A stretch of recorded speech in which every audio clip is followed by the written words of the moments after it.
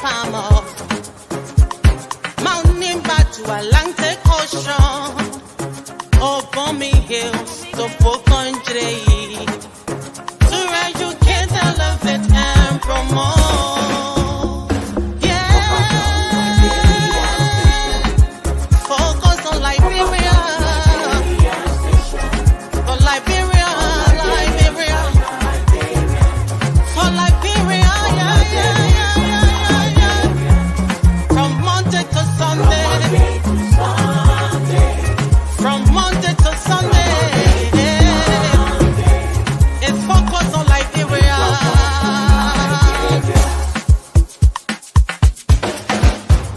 Talk about home affairs. Hey. In diaspora. Current affairs. Reliable information. History. Talking about culture. Politics. Education. Entertainment. Business.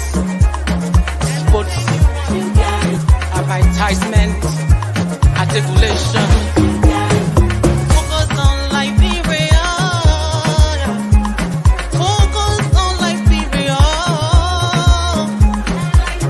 At Focus on Liberia, we discuss everything Liberia, from education to politics, arts and culture, entertainment, agriculture, history, religion, family, and technology. Focus on Liberia uncovers and showcases the best of Liberia and shows the world the truth about Liberia. We educate, elevate, and promote all things Liberia. We conduct interviews, panel discussions, debates, and more. Tune in to Focus on Liberia on Facebook and YouTube and be a part of the stories that make up the news. This is Focus on Liberia, and I am... Hello, ladies and gentlemen. Welcome to another edition of On Point. It is 4 o'clock Eastern Time. It is On Point, and we have these gentlemen that are pretty seated, and they are on point. Well, as usual, Liberia has no shortage of breaking news. We have several of them, and we're going to do as much as we can to narrow it down and to be as fast as we can. There are news flying from everywhere. We got some pictorials that we're going to show you. But with me today to discuss the issues, I have Mr. Jimmy Eastman, the diplomat, Mr. Torso and Torso. Mr. Eastman, how is the nation's capital?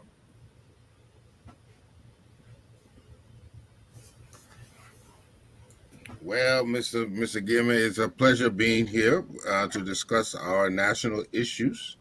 As you saw, when we talk this way, we got to talk so too. We have to weigh both sides of the equation.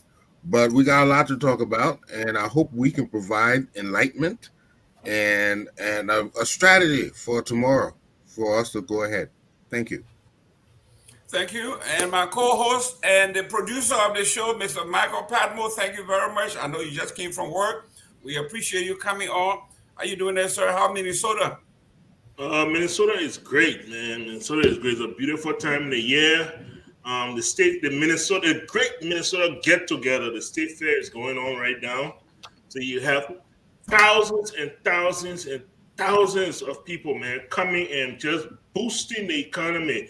It's crazy, you know. Every time I see that, you know, of course, I think, why we can't do it in that room, you know.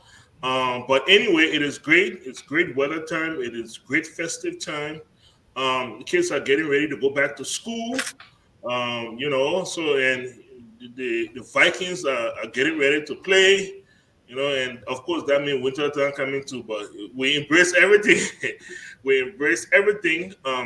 However, please let me just put this out there. I want to give a humbling tribute to a great guy, Dr. J. Bankley Jarrett, passed away a few days ago. He was a doctor in bone mines for many years. And so he passed away. So I just want to say something out there to his family. Liberia mourns with you. He was a great man, and he served his country and his people diligently, and he will definitely be missed. But yeah, so let's go. Thank you so much. Great. And on behalf of our crew, to the family, I heard that name before. Most of the young men and women who are walking around here today had the services of Dr. Jerry from Beaumont a long time ago. So we reach out and our condolences to the family. And about Minnesota, yesterday, some guy was showing the farmers market where I actually saw some of the freshest food I have ever seen since I left Liberia, the bitter ball, you name it. And it was beautiful. And I'm trying to get to whoever owns that market. Can we order some stuff to send down? But anyway, Dr. Booty, how is across the ocean? My Chelsea won. I know you don't feel good, but it's all right. Go ahead. How you feel there? The fight was 6-1 today, Chelsea. 6-2. You need to get your facts right, Mr. Gaiman. 6-2? I don't even see them. We scored 6 on them. Mental, let's do that live. Go ahead. Ladies and gentlemen, this man is an Arsenal fan. He starts celebrating already. After Christmas, you won't see him anymore. Go ahead. You'll be just Aliu. He will disappear. Nah, I'm here for the long haul. Arsenal or not, we're here for Liberia.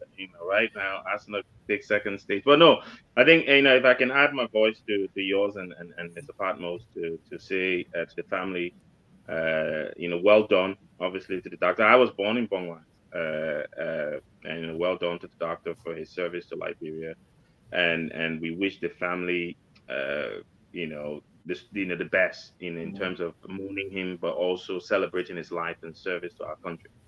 But no, across the ocean is nice. I'm glad to be here as always, and looking forward to a good show. Great, Mr. Morris, another man from the I don't know, they call it 10,000 lakes, but it's 10,000 ponds. It's not even lake. Go ahead, Elvis. Yeah, thank you, Mr. Gamer. Look, I watched it. I woke up early in the morning. I put my alarm on to watch that Chelsea game. And the game, frustrated me in the first half, but kudos to Chelsea. But let me just send a shout out. He didn't pass away, but I was just looking at his discography the other day, and he really impressed me. I never knew that he was that talented. Friday the Supplement, or the Friday the Legend, as they call it. That guy is a very, very talented musician and dancer. I don't know if you guys have seen his stuff on YouTube, but he's really, really good. I want to send a shout out to him. I think he contributed a lot culturally to our country. So shout out to the Friday the Supplement for being a great Liberian musician and very good dancer. I never knew you had all the style and you're playing your music videos. Thank you, Mr. Just to add to that, we had him here in the UK in 2012, and he's an excellent performer. I've seen him perform firsthand. I never knew that. I mean, I was looking. I said, wow. Yeah. Okay, Houston. How is everything in Houston, my friend? Houston is fine. I'm here. I didn't even know that Houston had 2 astronauts that are stuck somewhere. Nobody called me to say if they need help or not. So. You didn't call the mayor, huh? But they won't need a muscle to go in space and fight space for it. I'm glad to be here, and I look forward to being part of the discussion. Great. Ladies and gentlemen, we are here to talk about Mama Liberia, but let me make a major announcement. The month of September is going to be the birth month of On Point. And we are going to be paying tribute to some of the great men and women that have made major contribution to On Point. The gentleman who started this On Point that invited me was the late Edward Doe. Edward Doe began this process. He had this dream, and 7 months into this dream, he passed away suddenly. We are going to be paying tribute to him, his dream. Even though he never liked Joe Weir, that's why he called me. He said, I hate Joe Weir, and you love Joe Weir. Will be a contrast. Come on. And we became a very good friend. And all of a sudden, he got sick. We went to find out a few months later, he was dead from cancer. So we'll be paying tribute to him, his wife, and his children. We'll be checking on them. And then we'll be... Mr. Gimme, just an update. Is Mr. Kamara coming back, or has he taken another sabbatical? As we We're always we're say, talking about paying tribute here to great men, then you can't call Camarani. Why would you do that? Mr. Why we talking Elvin, about go who passed away that you call Camarani? yeah, Yeah, no, but the men are great. We're talking about great men. You can't put Camarani as Simpson. Why would you do that? Let's Mr. discuss the man. Elvin, They don't know where it started though. Yeah, Mr. Mr. Green. Mr. Elvin, just like Mr. Jai used to say, government had to defend, especially when they're on the wrong side. This man just 7 months he quit. For 6 years we were out here defending CDC. 6 months the man quit. But anyhow, so we are going to be paying tribute to Dennis Jar. I'm going to call here, not consented, but we want to know who is Dennis Jar, where he's from, and how he got here. Because someone sent me a photo that he was in a refugee camp. So how do you go from a refugee camp to doing something this magnificent? We have to talk about it. And then we'll go around the room and actually talk with some of you guys, how you got here and who you are. A special guest that I will have during the month of September is, I think, Anthony Kwimokpa. We want to have a no-holds-bar interview where he will come and sit. We will discuss everything. We ask any question within the law and with respect. So we can do that. I reach out to him. He says, no problem. We'll set it up. We want you to come here not as an analyst, but as a guest. So we can actually delve into who is Anthony, hopefully I'm pronouncing his name, Kwimokpa. He said he's the second son of the late General Kwimokpa. We want to know who he is, how he got here, and the real story behind it, the myth, the legend behind it. Prince Johnson say, not Kwimokpa song. Okay, Prince Johnson. Prince Johnson. Yeah. How many real man of men in Johnson? So he say he's not a Johnson, so he can't talk crap. So this is where we are. Prince Johnson are Gilman, man. That's okay, Gilman. How many Gilman is Johnson? So we're talking about this. About the month of September seems to be like a great month, and we are going to be giving away few things to some of our diehard followers. And if we were nominating anybody, there got to be 2 people on this list. Dr. Waller got to be hands down the guy who trolls everybody. He trolls everybody. He follow you. He's a stalker. We got to call him out. He's our man. And then my own man, what he need, Livingstone, eh? What's his first name? Don't even call Livingstone name because I will video that one. I may have said that Flomo Livingstone will soon call. If he doesn't call, he will put something in here say you hit white guy and you go to hell and you will die by way. He will put it right in the message section. So ladies and gentlemen, welcome to the edition. Mr. Padmore, can you do us a favor and read the first topic here so we can delve into it? You are muted. All right, thank you so much. So thank you so much. Our first topic here today is CDC partisans and security forces clash. There are talks of even more such warrants being issued. Former President Weah complains to ECOWAS. And we want to know the thoughts of you guys and the Liberian people. That is our first topic for today. Great. Ladies and gentlemen, we are talking about politics in Liberia. For those of you who have been into politics for a long time and you've been into propaganda, you're supposed to know, they say one photo is worth 1,000,000 words. And I'm going to show you the photo that has gone viral around the world. This shot, if you want to see this photograph is all over the world. Joseph Boyka is in Atlanta, Georgia, and this is what's happening. So when you are talking about whatever it is, you do not want to give your opposition the evidence and put pictorial. It's a major form of propaganda because it shapes everything visually. What you see registers in your head and everything that follows. That picture sticks in the mind of everybody. Mr. Padmore, we are talking about clashing. I think in one of the posting you mentioned where you say who is advising President Boyka and his security apparatus. How do you do drug busts in one neighborhood every day, and you don't think the other people will look at you as though West Point is not there, Nurugutam is not there, Point 4 is not there, all the other places not there, only this particular phrase. Mr. Pablo, you take a first crack at it. Thank you so much. Thank you so much. Man, I don't know what the people are doing. You know, you can oppose something, but you still be hopeful that somehow it kind of work. You know, you have a little, you've been convinced just a little bit like, okay, look, with 47 years of experience and they're bringing some of the old people back, you know, and they're pulling some international people, maybe they will make it work some kind of way, you know.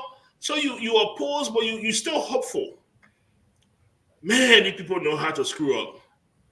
I don't know if you guys remember about a month ago, or a little over a month ago, Yeke Koluba came out. When Yeke Koluba was hitting the government really hard and hitting Joseph Boyka really hard, he came up one morning and complained that he called it his base.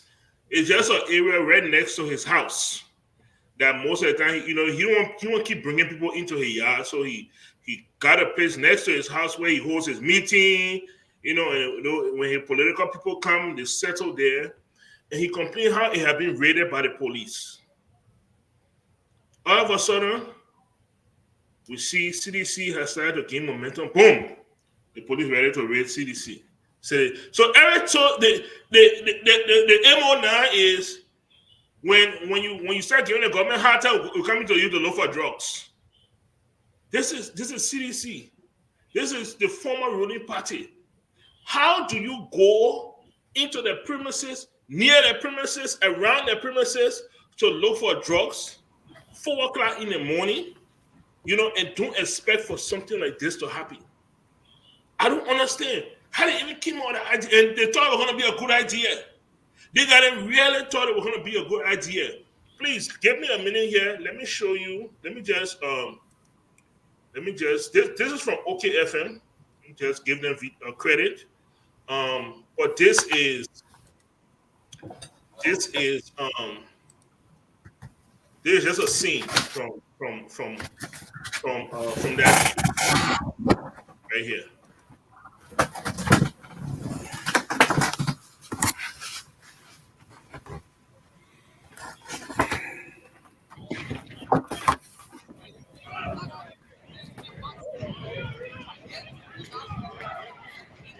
So they have to push them back, and you see now police are taking over.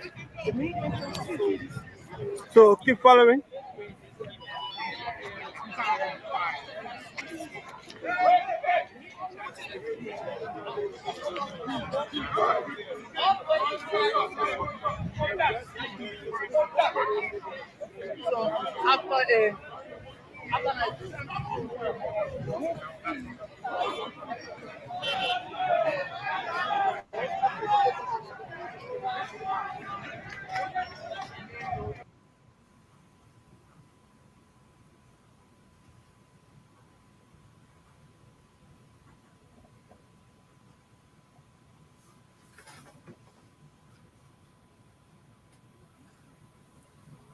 Michael? Yes. The video has stopped. Yeah, he's looking. Okay. He's looking for another clip. Yeah, I was looking for another clip, but that's okay. We can start with that one. Okay, great. I was looking for another clip, but that's the scene. That's the scene you guys see. I don't know how many of you are doing the process or something like that. That's what that brought me to. That's what that brought me to right there. And I was like, what are these guys doing? Like, when those are the clips that are going viral around the world. And you say you're going Atlanta to go bring journalists or investors, you know? And one final point I want to make. Look, any country in the world, anytime opposition and security forces fight, who does sympathy go to? Nobody ever sides on the side of the government. Nobody, whether Nigeria, Kenya, you can name any country. When the opposition clashes with security forces, it is security forces 0, opposition 1. I don't understand what the guys are doing. Maybe somebody will help me y'all make it make sense, as the young children can say. Y'all help me make it make sense, please, somebody. Thank you. Ladies and gentlemen, do us a favor, share this show. Make your comments. We're going to publish some of the comments. Get involved. You can call the number. You can call our number here. Or personally, if you're a friend of Jimmy Eastman and you want to talk, you can call him directly. He will put you on. Dr. Obudi, same thing. Just call and get involved. We're reading the comments. We're going to get involved. Mr. Eastman. Yeah. Here we are. They are clashing with the seditions, and the seditions have a bullhorn. They have a celebrity. They have an international star who can make calls, who can amplify stuff. He has begun to do this by putting it in writing, sending the pictorial, sending the evidence, and said this is what happened. Not only it happened this time, but it has happened several times. Your take. Thank you. But first, I have to ask you, who was in that picture? It was not big enough for me to see. That the one that you showed. It was a lady. It was a lady being disrobed. Yeah, it was a lady out disrobed by police. By the police and taken away. I will put it in our chat room. So for me, Mr. Gaiman, I don't believe this can be a strategy. Many claim that this is a UP strategy to dismember, defame, disorganize the CDC. I can't fathom something like this would be a strategy, because the president is in the U.S. making a case for the country. A negative reflection of the country with violence and pandemonium going on right in the nation's capital does not fare well. Honestly, had it been me, I would have been on a hot phone to the director of police. Somebody be fired, because when I leave the country, I don't want things to break out. I want them to maintain stability. I don't know how to. I don't want to defend violence in the streets and all of that. So to me, it's an embarrassment. But let's go to the core of the matter. Is it a strategy to dismember the CDC, or is it blunders? Again, colossal blunders. You know, you are executing a search and arrest, or search and seizure, and you know it was going to be right close to the CDC.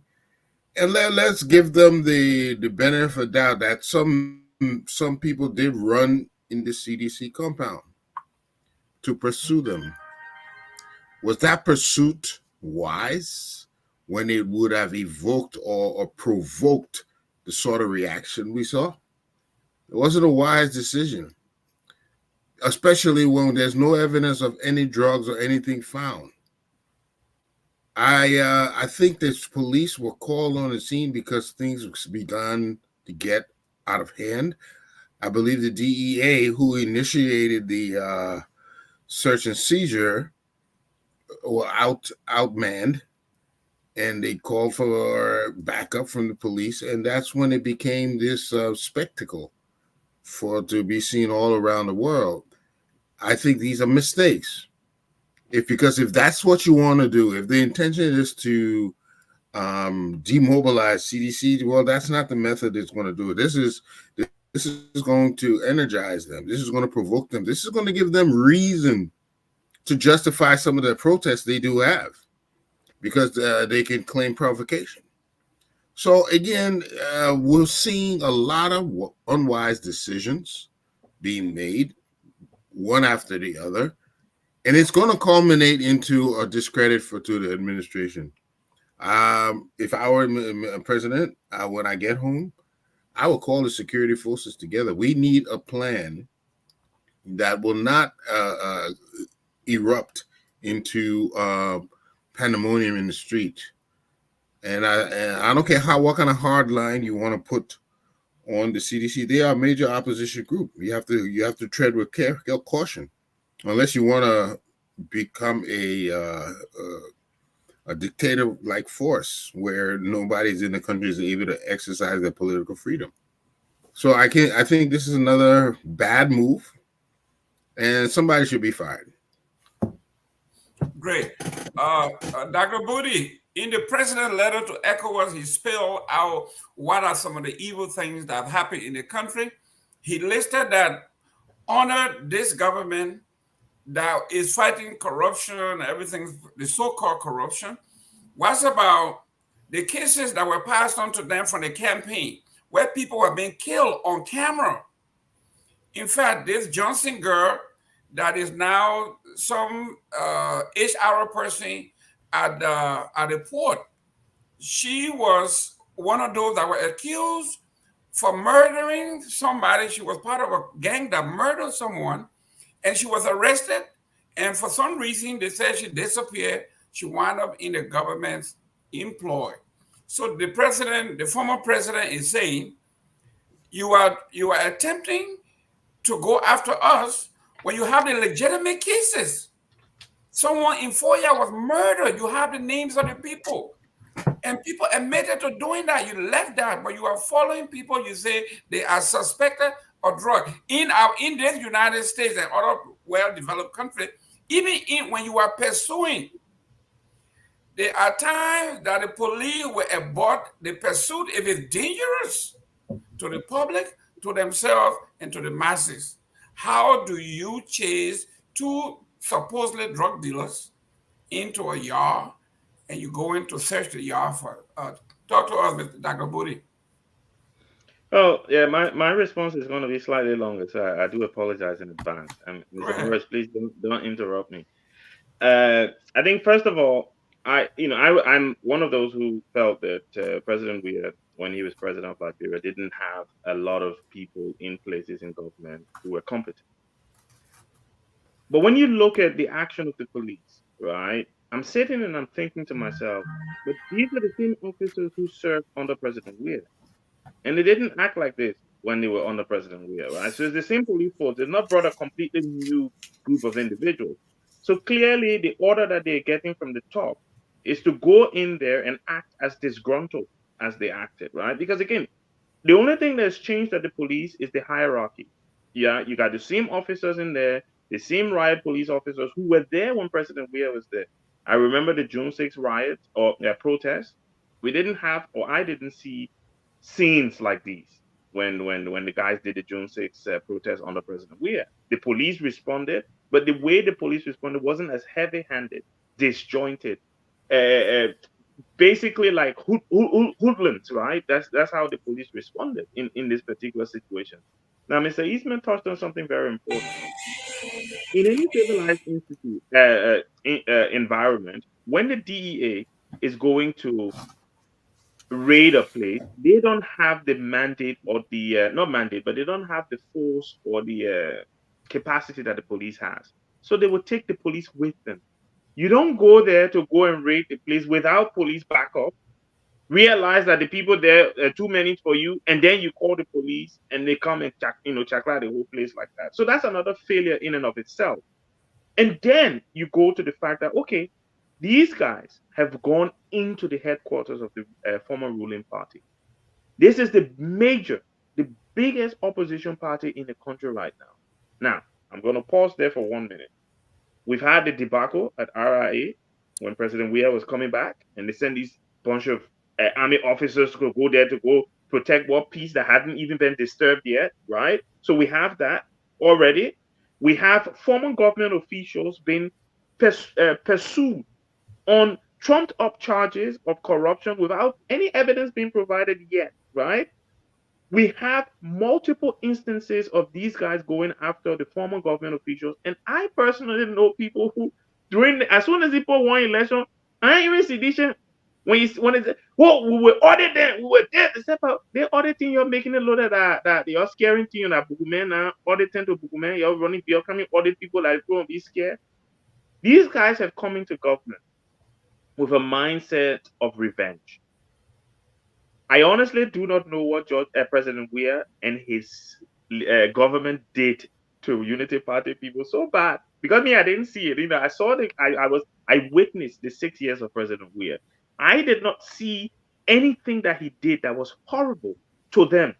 You can have your issues with the Liberian government and how he ran the government. You can have your issues. But to say that President Weir targeted individuals, that he went after people, that he tried to destroy people's lives, that he tried to make things up to get rid of individuals, I didn't see it.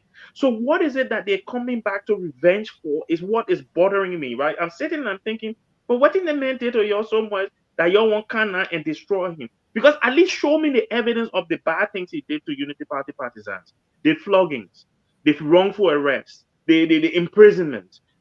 I remember when Manny Pacquiao made his AK-47 comment, we all were talking for him, saying, oh, you're the man. The president left by himself, even though he thought it. So what is it that this man did that was so bad, was so personal, that was so targeted at individuals that they've decided now that they're going to put the interest of our country, right? There are bigger issues. Rice price is over the roof, or what, I don't even know how to say it properly. Every basic commodity in Liberia is more expensive now than it's ever been. Those are the issues you need to worry about. But you go start raiding places for drugs, and then you acting like the United States. You're going to look for weapon of mass destruction. We see no weapon of mass destruction after you kill other people. So what? No, I'm angry. I wouldn't lie to you. I'm not a sedition. I don't support the CDC in any way. Yes, I love George Weah as an individual, right? But this is unacceptable. No government should be doing this kind of thing. We saw a woman. When I saw that thing, I swear I felt so bad. We saw a Liberian woman disrobed. You put it with me. I use the other word. I say script, what you call. But you said she was this. I saw a Liberian, a sister, because that's my sister.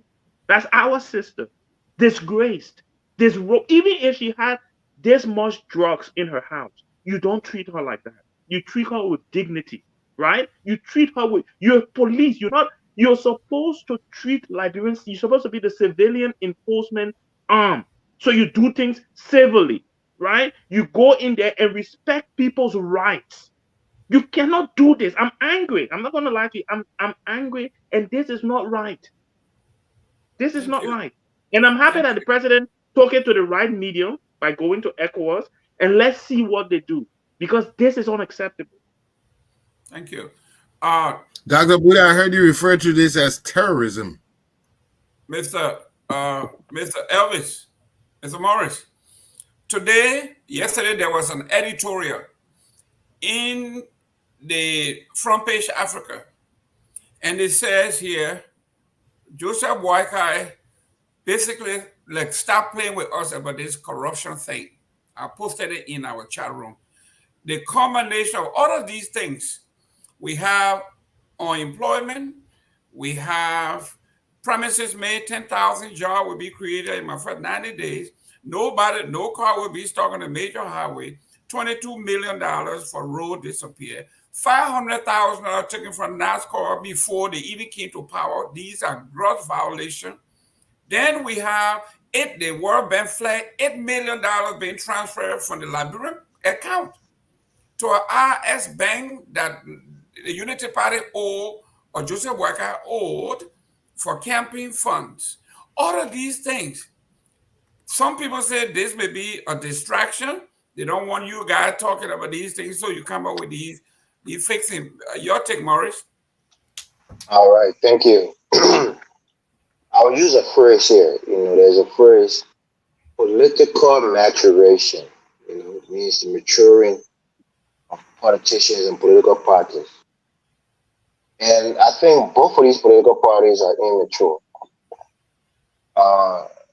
United Party on is more concerning because they've been together for so long. They have a lot of political, quote unquote, elders within their party. And you would think that they would have matured, far beyond where they are now. On the side of CDC, I always say use the courts, use the court system. From what I know, the court is not against you. You have people there who is appointed by President Weir, not just based on that. That means it will rule in your favor. But they certainly are not people that are, against you in any way. They should be fair to you, at the very least. So when these things are happening, President Weir needs to challenge the courts. Take it to the court system. Don't just jump and go outside of the country and ask for help. Use the very same judicial system that you was, when you were president. When you see that you're not getting justice, when you see that you're being bamboozled by the courts, then you ask for international help. But let me say this. I think President Boyka is taking a page out of President Tolbert and even President Tubman's playbook. You remember 79, when Tubman was planning to leave the country, and the rumor was that when he leaves, they're going to execute Vargas Mafi them. And that was very well accelerated the coup. This is not by coincidence. President Yaka Koluba said something a while ago, and many people took it to be, for fun. Although he said other things that didn't come to pass, but he said President Boyka is about to leave the country. And they're putting the police on high alert. Something about to happen in this country when President Boyka leaves. He said this.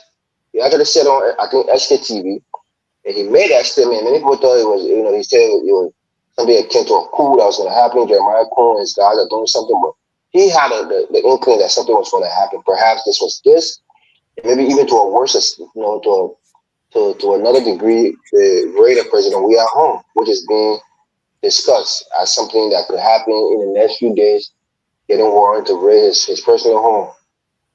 So I think what's going on here is, like Dr. Moody said, Mr. Gaiman is saying, the United Party looks at CDC as a threat to the political, dynasty that they want to have in Liberia.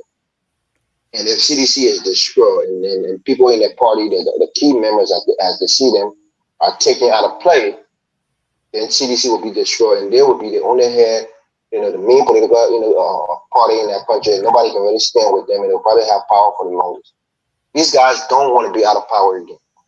It hurt them so much to have to sit 6 years without jobs, 6 years with nobody paying them any attention, 6 years while having the privilege and prestige to walk around Liberia like big boys and girls and be the big man and big women on campus.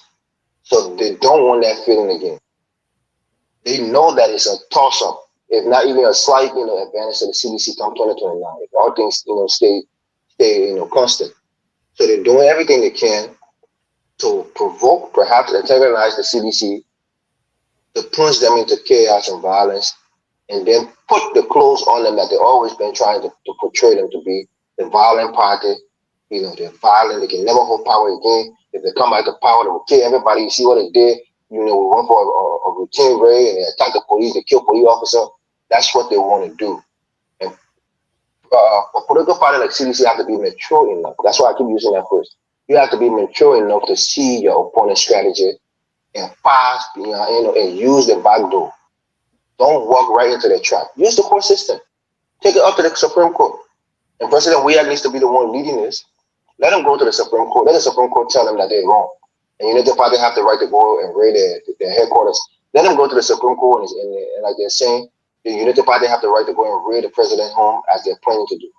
Use the court system. If the court fail you, go to the regional court and international courts or the international bodies. So for me, I would just say this to President Boyka. You know Samuel Doe. You know William V.S. Tubman. You're not even a Tubman. And what do I mean by this? You're not a dictator. You don't have the kind of, those people were, Samuel Doe particularly were real dictators. Men of arms and men who were very, very, I don't know even the word to use, but military at best. This is not who you are. I know you're working at the government, so maybe you saw how things was done, and that's how you want to do things now. But that's not who you are. That's not who you are. And if you continue to go down this path, you will destroy your legacy, your family, the people who support you, You will destroy any good thought that we had about you after you served 47 years in government. And to President Weah, let me tell you this too, also President Weah, former President Weah. Africa, Liberia in particular, when you say you like peace, they take it for weakness. When you say you're a peaceful man, they take it for weakness. Liberian men will push a button. They will want to get violence out of you by all means. I see on other platforms people say, trust me, Joe, we are violent man. Just wait and see. He's violent. You say he's peaceful, but he's violent. Just wait, you'll see it in time.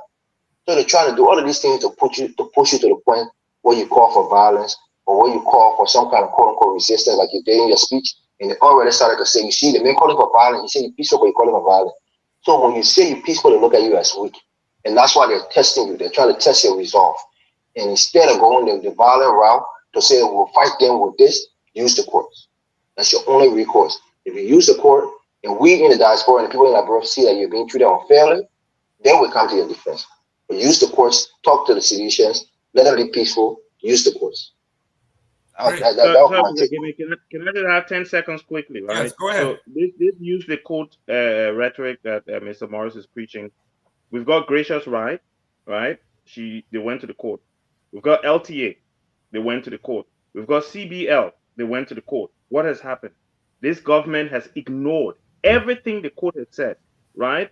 So the president is living, he sees what's going on. There is absolutely no reason to go to the court because whatever the court decides, this government will just play deaf ear to it, and there's no way to enforce it because they are supposed to enforce the court action or court order. So he's done the right thing by going straight to ECOWAS and not wasting time in going to any useless court.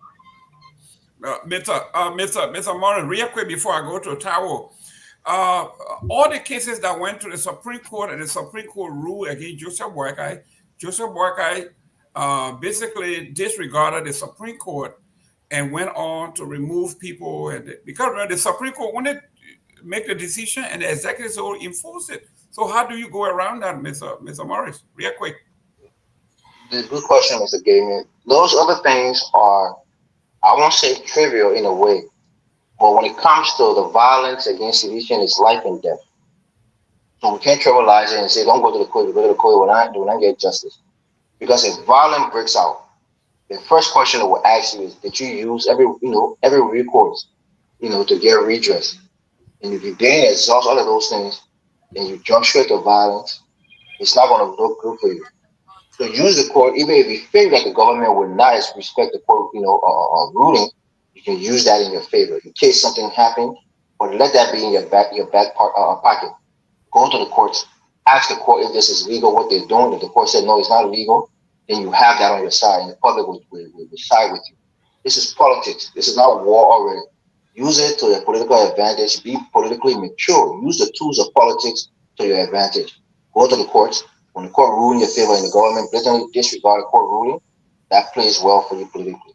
That's my point here. Mr. Kevin, can I ask Mr. Morris a question quickly? No, Mr. Bullock. I'll come back to you. Let me go to Mr. Tao. Let me go to Mr. Tao. Mr. Tao, the editorial out of Front Page Africa goes like this: President Boakai, please stop the charade of war against corruption, please. And then in that article it says the Boakai administration and their agent at the NSA spent disbursed more than $3 million on a single individual in 5 weeks. $3 million they disbursed to one individual in 5 weeks. Your take, Mr. Tao. Okay, so look at what happened here. I listen to everybody, and I see this thing from a slightly different perspective. And to where I agree with some of the stuff, or at least that Mr. Morris just said. I will start first with the picture that was shown over there. We don't want security forces going anywhere and falsely or brutalizing anybody. That picture, there is no proof in that picture that that lady, her top was removed by the police. We don't even know what happened in there. And if you look at that picture, I look at that picture and I read up on that. She's not being beaten. She's not bleeding. They're not dragging her. They're just holding her and she's walking with them. So we don't know. No. Yeah. We don't know what happened. Mr. Tao, this is an intellectual program. Let Mr. Tao finish, please. Everybody have. Yeah.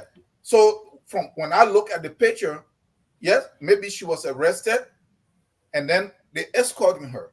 So I didn't see where the police were the one who took that. Or we don't even know what happened in that place at that time. Okay. Having said that, when they come to the whole corruption stuff, I have said here many times that this government is really never going to seriously investigate anybody to bring them to book, which actually should be done. But for some reason, all of the steps that seems to be like missteps, they are not missteps.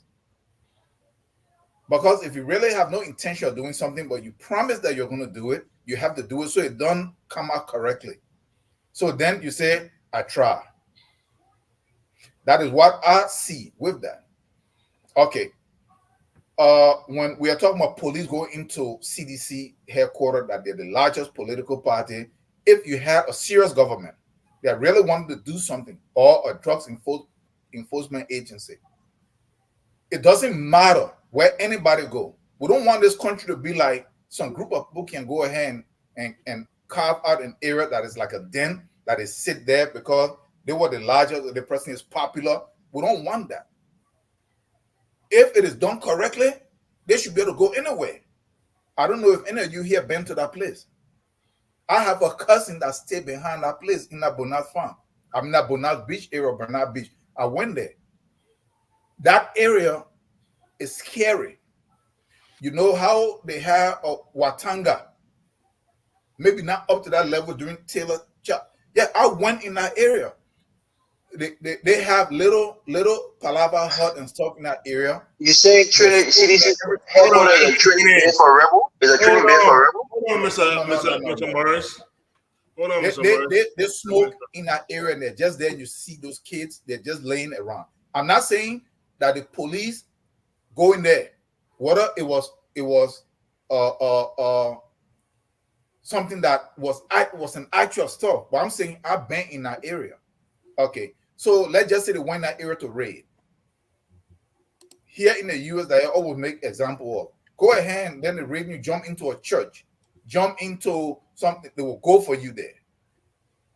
So if they want to arrest them and they ran into that area and they pursue them, 4 a.m, what is a whole battalion of people doing inside that area? And if the police went there, what was the interaction? Because this is some of the question we should ask.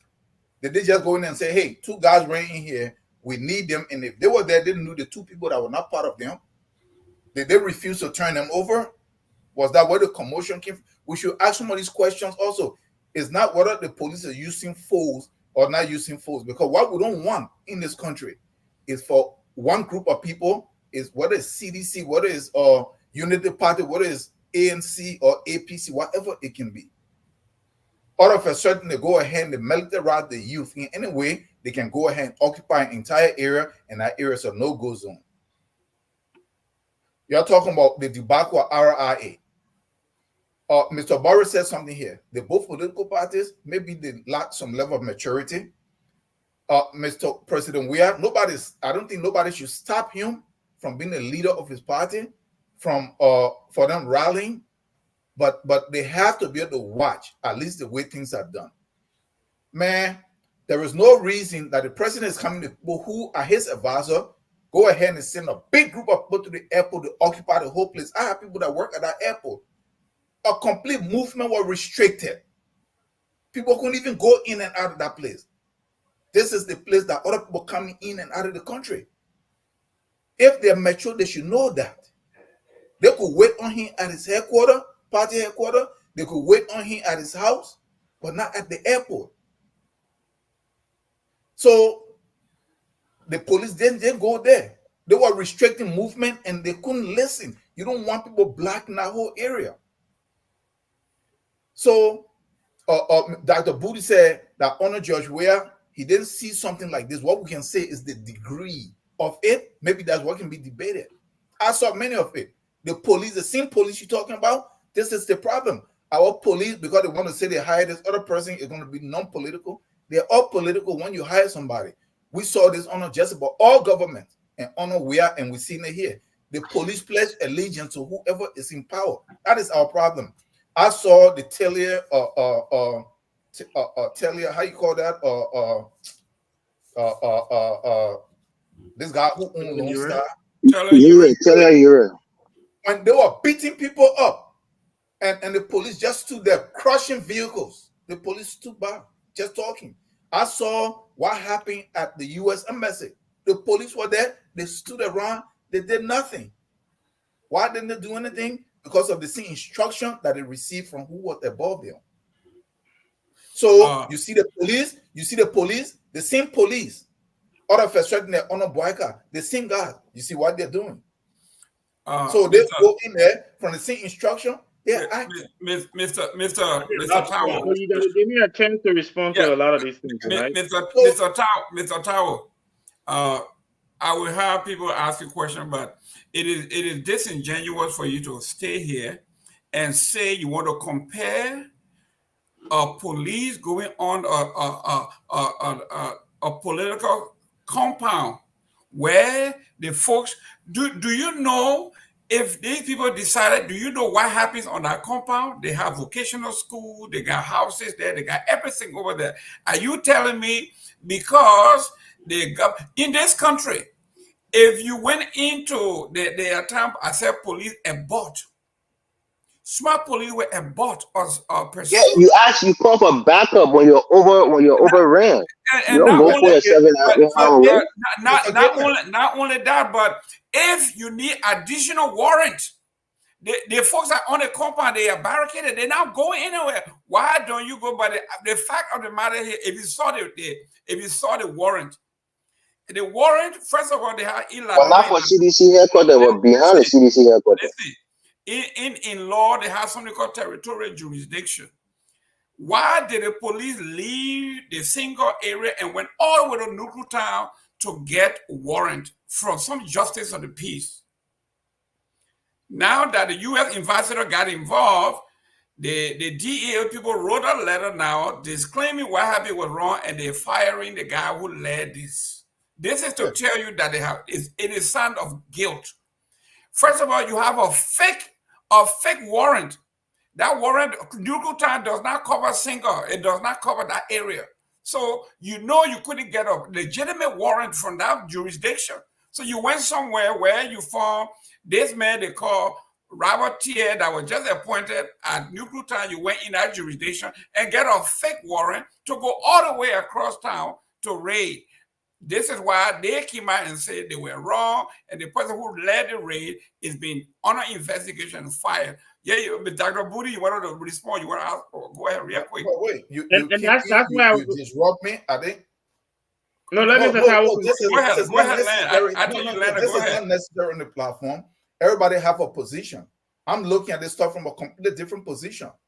Because what you're seeing here is our youth in every way being used. It doesn't matter who side they're fighting on. But this is what I want to Mr. Wallo, excuse me, I'll call you. The name is given. Tower, it would make sense for you to say or still photo. We should disregard our photo because you don't know who took it and what they were doing. They were not beating her. They were not beating her. They were not beating her. They were escorting her. It's an embarrassment. That is not what I said. It is. That's what you said. You said you didn't know what they were doing. You said nobody beat her. Nobody. You don't know who took her clothes. No. So why you think you were walking around the street at that? Or did she drove herself? Roped her. Mr. Tower, the police was the one that did that. Mr. Booty, go ahead. Dr. Booty, go ahead. No. Hold on. Mr. Tower, are you done? Look at what happened here. Look, don't worry about it, Mr. Padmo, because Mr. Gateman think that somebody disagreed with his position. No, you're not disagreeing. You are giving false information. False information has nothing to do with this. Let him finish his statement, please. Mr. Thomas, finish your statement. Don't be after you come out. Don't get emotional. Just finish your statement. How the show goes sometimes. It's not about getting emotional. It's not about getting emotional. People should have the right for them to look at this stuff from another angle. We are all here. We all usually agree on the same things. Then it makes no sense for us to come here that we agree on the same thing every time, and then we just log off after 2 hours and then we'll go. I'm looking at this stuff from a completely different perspective. No, but logically, if a woman comes to you and say, I was raped, according to your logic would be, I wasn't there when the man took off her pants. I didn't know what the man did. Don't go that way. They leave it. The man said the woman. So she said she disrobed herself. No, Mr. Tao, make your point, please, and then I can come in after you, please. Make your point. Oh, go ahead. He keep disrupting me. So go ahead. Are you sure? Go ahead, Mr. Booty. Yeah, go ahead. Okay. All right. So first of all, right, let's back it up to the lady. Let's say that she was disrobed in her house. The police could have allowed her to wear something, right? So the responsibility is still on the police. Let's say that's how she was sitting on her piazza because she's sweating, right? So she took off her blouse because she's sweating. When they came there, she's a woman, right? Even if it was a man with no top on, my man, yeah, pull on your t-shirt, right? That's what civilized police officers would do. Secondly, Mr. Gaiman touched on it a little bit, but I'm going to look at it slightly different because this was the question I wanted to ask Mr. Morris. I've seen in civilized societies, right, where the police has a warrant to go onto this private property. Unfortunately, some of the criminals have ran away and gone onto this other private property.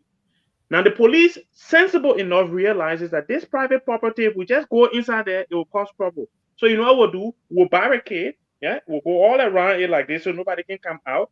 And then we'll go back to another judge and say, Judge, yes, we need permission now to enter this other property.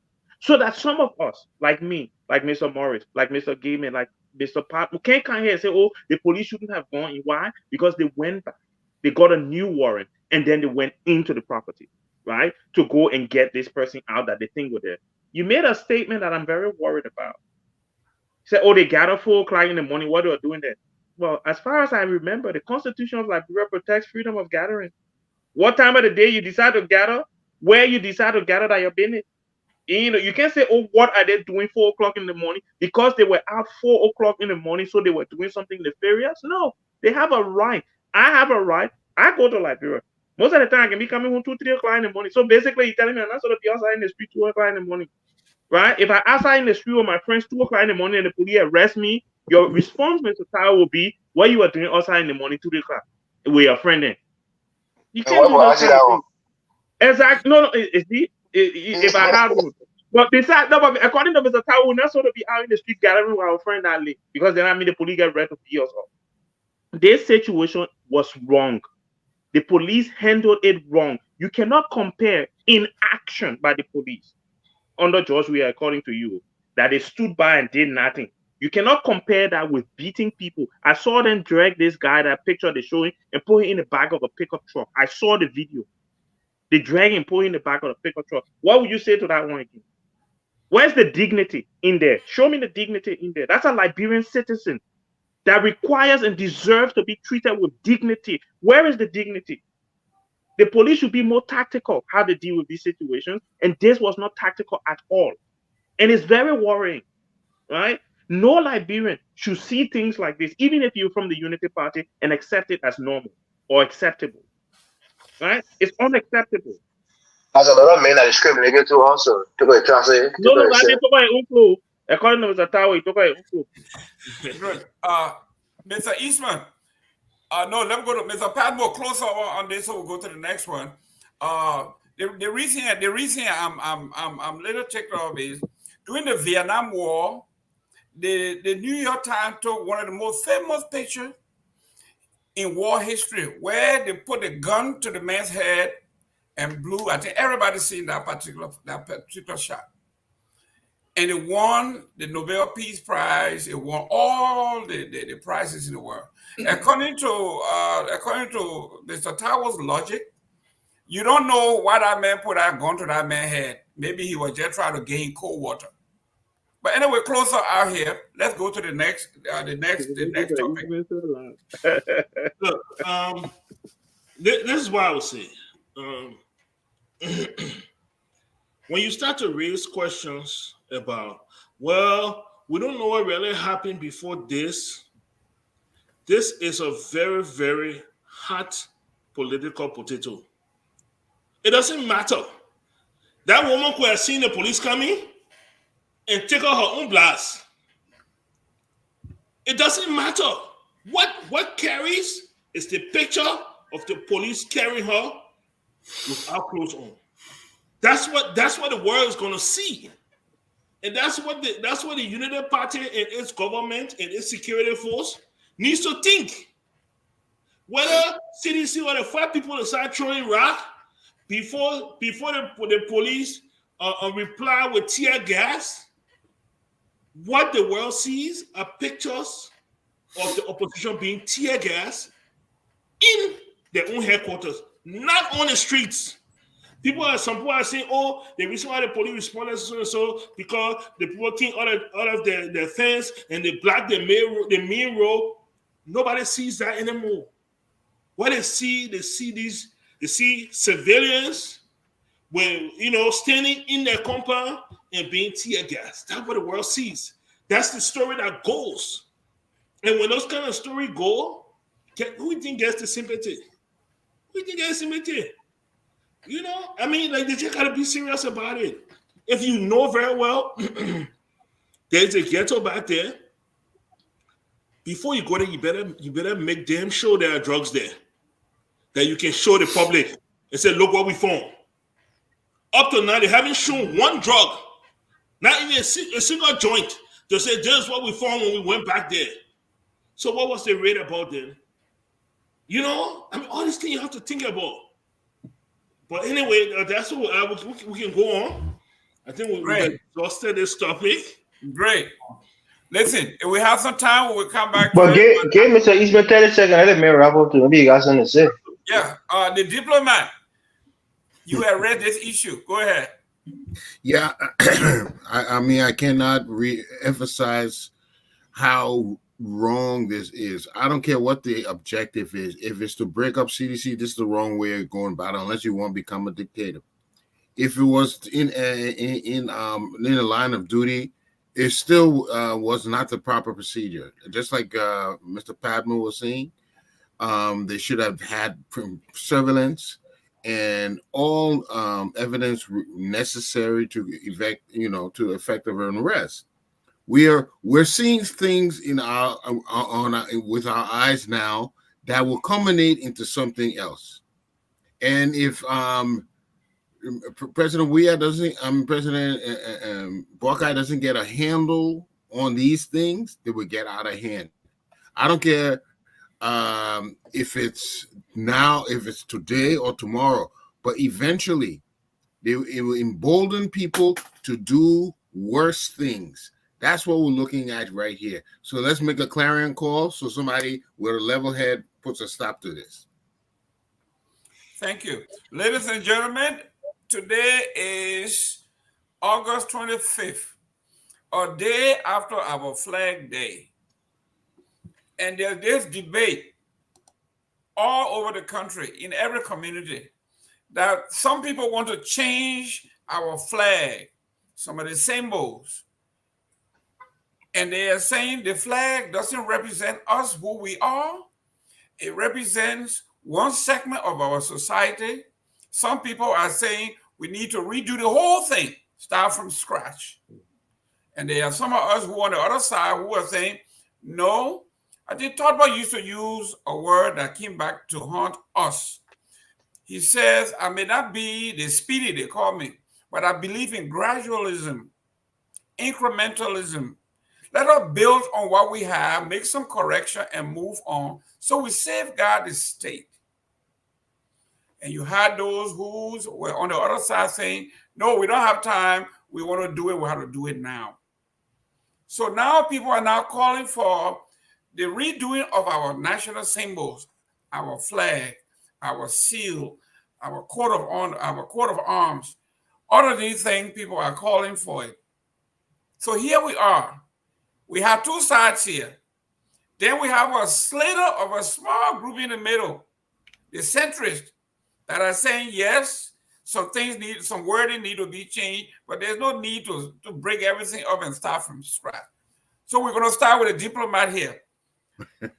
Honorable Eastman, here we are, two sides of the divide. Some are saying, let's scratch the whole thing. It's not worth it. It looks too much like America.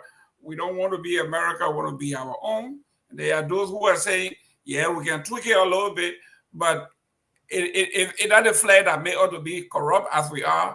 It's not a flag that made us to be killing ourselves. It's not a flag that make us looting our country. Mr. Eastman. I think we need to go to the rudimentary question. What is the purpose of a national flag? Because if we don't know that purpose, then we will not know whether we should change this one or keep it. Okay? Now, the whole idea of a flag is a representation of a country. Flag started, I think it was in the 17th century when vessels started identifying themselves with flags so you can recognize who they are.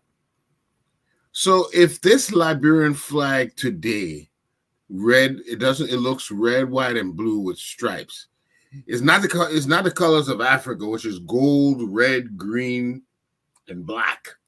Those are the symbols. If you notice, in most African flags, those are the colors they use because those are representative colors of the African struggle. So what we hear on the other end of the argument is has some old meaning. It's the oldest flag. It means so much. But if that meaning is lost today, if our children don't feel no attachment to that whole episode of migrants coming to Liberia, establishing this country where the whole of Africa was colonized, and preserving this land so that Africans could exercise, be free of enslavement. If they don't feel it's necessary, and they rather look at what Africa is going tomorrow, the direction we are taking tomorrow, then that is important. I want to say one more thing here before I close on this matter. There's a brilliant management person. He was an authority on management. And he had this saying. He says, culture eats strategy for breakfast, lunch, and dinner. My people, if we want to go anywhere, no matter what the goals we set, no matter where direction we want to go, if we do not change culture, we're not getting there. Culture will determine where we go in this life. So before we even address flag issues, have we sat down and looked at our culture and see where it's going, and how can we address our culture so we end up to the goal we want to go? I think those are the questions we're supposed to be answering or asking ourselves. I don't believe that the emblem or the love of liberty brought us here is a representative of the Liberian people today.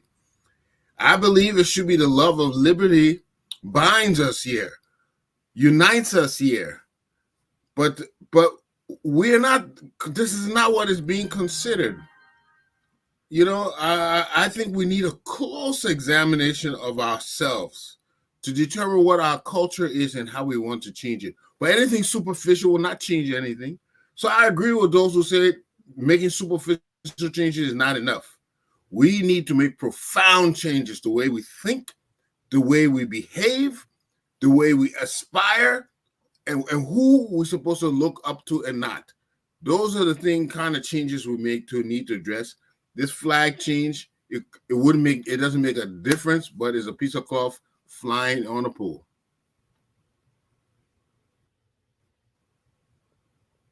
You're muted. I'm done.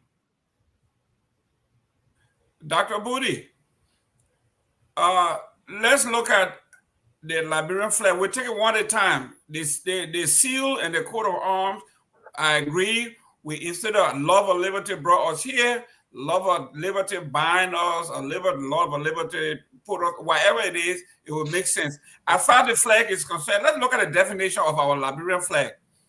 The red, white, and blue, okay? The red, we say valor. That's we have a fighting spirit. We can fight. You go to the master man, you like to fight. You go to the minor man, they will fight for what they believe in. We all believe in that. So we accept that. The white, we say moral excellence, okay? Moral clarity. Every tribe has that. They believe in that. Then we look at the blue. The blue is fidelity, to be truthful, to be honest, to be loved, to defend. We all love that. So what is it about this particular red, white, and blue? I agree. It is our custom, it's our duty. If we're going to change anything, it should not be the flag. That's my say so, because I understand what it stands for. I know some folks say it looks too much like America, but what does this flag mean, and why? Where do you stand on this? Well, I think first of all, I'll talk about the other things that you probably left out. So the 11 stripes that talk about, focuses on the 11 signatories to the Declaration of Independence. And I'm just going to say, Sano County, Oye, I will on their signing too. So all the other county, then we sign, I open it. So anyway, jokes aside, and then obviously, the blue field representing the dark continent of Africa. That's factual. At the time that we declared independence, Africa didn't have any other independent country. And then the star is in the only independent country on the continent. I'm with you, Mr. Gaiman. I don't think we should change our flag. All right. I believe that I love the flag. Obviously you can see a little small flag right on my desk behind me. I look at it every day as I work. It heightens my love for my country, and I love the Liberian flag. It's unique. I know we talked. I think it's Ambassador Eastman mentioned that the other flags on the continent have a red, yellow, and green. Let them be having a red, yellow, and green. We're unique. We're not part of them. Yes, we're on the continent, but we're unique. There's something different about Liberia and Liberians, and we should be proud of that. And I think the flag is a demonstration of that. To touch on your other point, I've listened to the argument, right? So my mentor happened to be the lady who went and threw bomb in Liberia recently with her Independence Day oration, right? And I had the privilege of reading her dissertation and her thesis proposal before it was submitted many years ago, 2014 or something like that. And she argued for this changing of that. The love of liberty brought us here to the love of liberty unites us here. This is what she proposed. When I think about it critically, right? And most of us in here learned this in schools, different schools we went to in Liberia. Almost all of us came from somewhere, right? The Kru people came from somewhere. Yeah. The Madingo people came from somewhere. The Fula people came from somewhere. The Bassa people came from somewhere. No, my brother, let me talk. Don't interrupt me, Mr. Tao. I thought you were all friendly today, G. I thought you were all friendly. Yeah, man. I thought you were friendly. Why you got that doing me like Mr. Tao? I beg you. No, but we all came. That Mr. Patmo helped me when I finished. But that's the history I read in Liberia. That's what we were taught in school. That we all came from somewhere. We were not all born on the coast that we call Liberia today, right? We all came from somewhere. So I personally, if I want to be, kind of not on the fence, but devil's advocate, I don't see a reason, because we all came. The love of liberty brought all of us, to that place. Even though my grandmother, Kru Oma used to say, the love of liberty didn't bring me a maybe here, but at the end of the day, it brought all of us, and I don't think we should change for changing sake, right? And Mr. Eastman touched on culture. I think Liberia lacks, Liberians lack this sense of country, this sense of patriotism, this sense of togetherness, this sense of unity, right? And that is what we should focus on. I don't think the flag is the issue. I don't think the love of liberty is the issue. I think us as Liberians, we are the issues, right? We need to find a way to work together. We need to find a way to exist together, even when we disagree. And I think that is the starting point for me. The symbols I love, and I think we should keep them. At the end of the day, these things were created for the time, yes, but that was our history. That is our history, and we should keep that history, right? And then build on. Look, if the seal stay as it is, and we unite, Liberia will be a great country. When I say, oh, because the seal get ship on it, so Liberia is a great country. We the crew process will let ship in and go will feature men, So we ain't get complaint, to be honest with you. Great, Mr. Morris. Like I keep saying, the flag thing is a distraction. The flag did not tell people to go steal $3 million in 3 weeks. The flag did not tell us to take our money and bring it in the West. The flag did not say we should kill each other.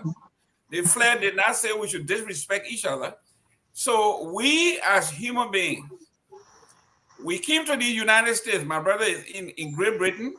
That flag does not include him. The flag here does not include us. But guess what? We are here defending it because it stands for something that benefits all.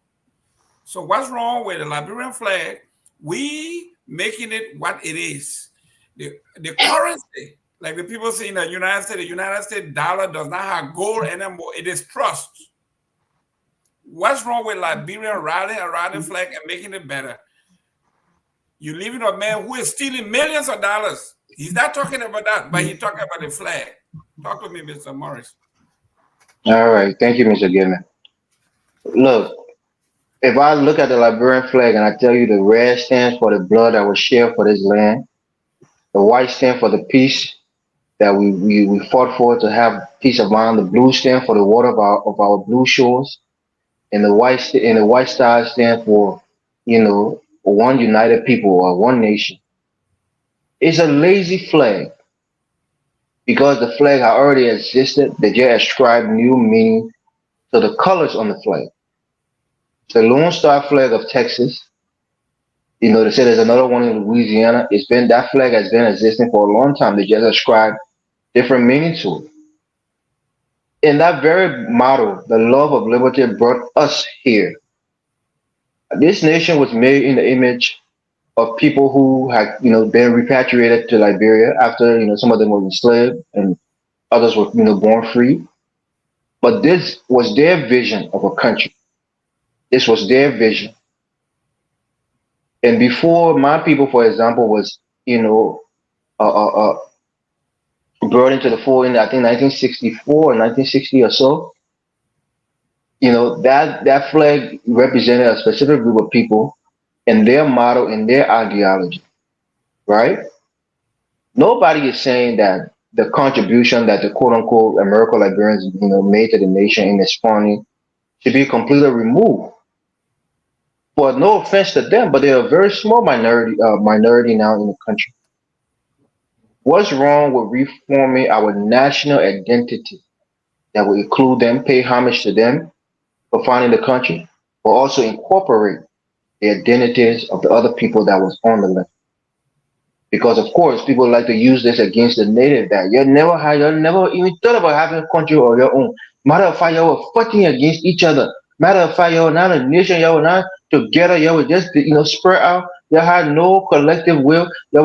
They use that as something to disparage us. We were the one who thought of a nation. We were the one who founded this country. It's our country. Without us, you won't have a country. So why can't we prove together now that we as a people collectively we can establish a nation with a common goal, and everybody or every region will be reflected in our symbols, including the American Liberians and the quote-unquote Congo people who have established a nation. What's wrong with that? What's wrong with that? What's wrong with other people wanting to be included in it? Okay, let me finish, Mr. Gilman. Yeah, real now, quick. Go ahead. Yeah, okay. We have almost 20 tribes or ethnic groups in Liberia. That's not the point. You see, don't No, but listen, belittle it. Let him So make his what? point. no, 20 tribes is not good enough, but but listen, one group of people should but dominate the listen, entire but symbols of our listen, nation? Well, listen. what does that say? There is nothing on our flag that say Congo people. What I'm saying, if you have a flag that have Bassa, crew, all 20, how Who big would this who flag be? How who gave you the large would this flag interpretation be? of the flag? Huh? Who gave you the interpretation of the flag? Was it Pele Man that gave you the interpretation of the flag? It Was it doesn't Bassa matter. Man?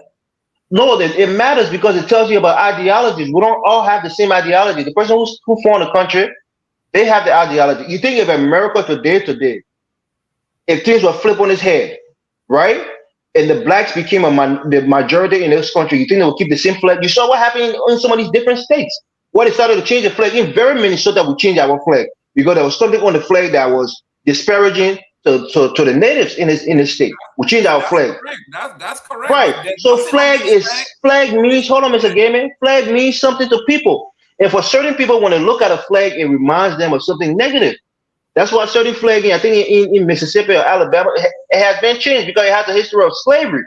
And yeah, people who were affected by that flag, they advocated against the flag and they demanded for it to be changed. And in this time, it was prudent for them to change that flag because most people felt like it didn't represent them.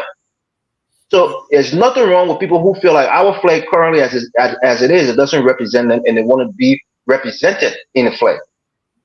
Are So you my one of point those here, people? I am one of those people. let him land. Go I ahead. What do am. you propose? And that's what I said. We have to have a council, you know, from every sector of the country, including the very people that started the country, and we all have to come together and make it into a national effort. This is an opportunity. We can use this as an opportunity to reinvigorate the patriotism within Liberians. Give us new symbol, collective symbols that we can look forward to. And when we see our flag, the young person who was born 10 years ago, 15 years ago, would have been taught what this means. Your people are represented in that flag. The person from Lofa can say your people are represented in that flag. So And we can you can give all us look an at that example, flag. G? No, that's what I'm saying. When you come together, right? You have a council, let's say a council of elders, for example, of people from each region will come together and bring their beliefs or the things that they hold sacred to them. For Values example, and let me deviate one Mm-hmm. second. Let me deviate for a second. Look at our county flags, right? Even though it's cartoonish, but every county has a representation of their ideals and what they feel like their land means to them. For certain people, you like Lofa, you have the river there, you have the I know that sickle or whatever they do for the farming. That when you look at it, you know what the people of Lofa, the people of Lofa stand for. You look at Grand Crew, you look at Monster, you look at all these different counties. They have they project what they see themselves as. So a flag can be incorporated from the different regions. It don't have to be for all the tribes, but from the different regions, including the people who formed the country, and we can all come. It will be a beautiful thing. I don't know why you don't understand it. That we can come and show that we are now one people. We have incorporated all of our lineages, and now we're one people. And then we change the symbols to represent each and every one. All the Thank, different regions, thank if you, not all the Mr. different Morris. tribes. And then Thank you. overall, you teach it to our kids so that they can Right. look forward to something that represents all of us. I think it's important. There's nothing wrong with that. It doesn't Yes. discourage the people who started the country. It doesn't take away anything from them. They will still have an input and they will still be represented in the new flag of our country, while as well as the other people who are excluded from it. That's So, my so that's you my believe take. right now? So you It's a believe right new now this flag republic. does not represent you? Mr. Eastman, real quick. I look at that flag, it doesn't represent me. If you ask most Liberian young kids in Liberia right now when they look at the flag, what do they see? Mr. They Padmos, will, hold they on. will, they will, they will, they will probably won't tell you anything substantial. Mr. Padmos, You you're know, going to close on Mr. that. Let me Mr. go. Towell, the Mr. revolutionary Towel. Mr. Towell has not talked yet. Listen, Mr. Towell, Yeah, okay. the United States flag did not include Bassa people. It did not include me. You are a And minority. We are the majority in our country. listen, You have to understand that. listen. The Indians that were the majority when these people came, they are not on the flag, but we are all defending the flag. Some of your nephews and nieces have died for this flag. Some of my relatives have died defending the United States in the military. We believe in the flag for what it stands for, and we all make it better. So what's the difference between us making this flag, fighting for it, giving it some meaning that when you You don't lift have this the flag, power for the flag to represent you. You lack that Sorry. power. We have the power for it to represent listen, us now. We are in the minority, the listen, majority. when you lift up the flag, the people should say, yeah, these people, they are people of substance. They have addressed, they have built their nation. Corruption is under control. Is a highly educated country, is successful, it is wealthy, it is well managed. This is how the flag is honored. I don't think we should leave all of our dirty clothes and just concentrate on the flag. It's not the flag. It is, like we said, not a suit.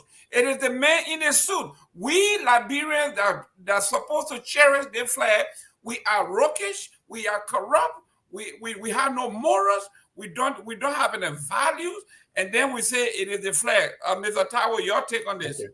So look at what happened here. There is one lie that has been told to us for a long time since we were in school, and it's still being perpetuated everywhere. What really is colonization? Why did we say that the French colonized Ivory Coast? How did we come to that conclusion? We came to that conclusion based on the power relationship that existed between the few French that came in versus the Africans that live on our land. The reason, and you can go like across the whole of Africa with that question, but the reason I brought that up is to say that Liberia was never colonized. Yes, Liberia was colonized. It's right there. The American Colonization Society, ACS. What we are trying to miss is this. Is because the colonizers that show up, they had the same skin as us. So we think that because a white man did not come, the skin is not where the problem is. They had the entire mentality, the imperialist and affinity to the whites. So because to the point that Mr. Morris made. So when they came in with these symbols, the explanation that they're giving. When did you and somebody fight on some battlefield? Somebody come to your country, they murder you, they take your land, they write something, and they say the blood, our share, the battle that was fought, that the love and liberty brought us here. So we have to understand this. So what happened is the first thing that we must dispel, Liberia was colonized. Black people that were completely American in all of their ideologies and their culture and their entire makeup was sent there. You can look at the colonization society document. So that's the first rumor that's the first misconception that we should clarify here today. So Liberia was colonized. They came in, subjugated everybody, put into place of government. When the American Liberians arrived in Liberia, do you know the kind of governing system and state structure that was set up? To not understand or to refuse to understand how the culture functions because you want to subjugate them and you want to project yours as the most superior. So you said that it didn't matter, like the Europeans would say, that Africans did not write anything, but only for you to look at the entire civilization is based on everything that the African did and everything they wrote, including the medical system. Okay, so for that fact, let's dispel that. So yes, the flag, those symbols don't represent the majority of the people who say we run a democracy. And if majority is left out, how is that democracy?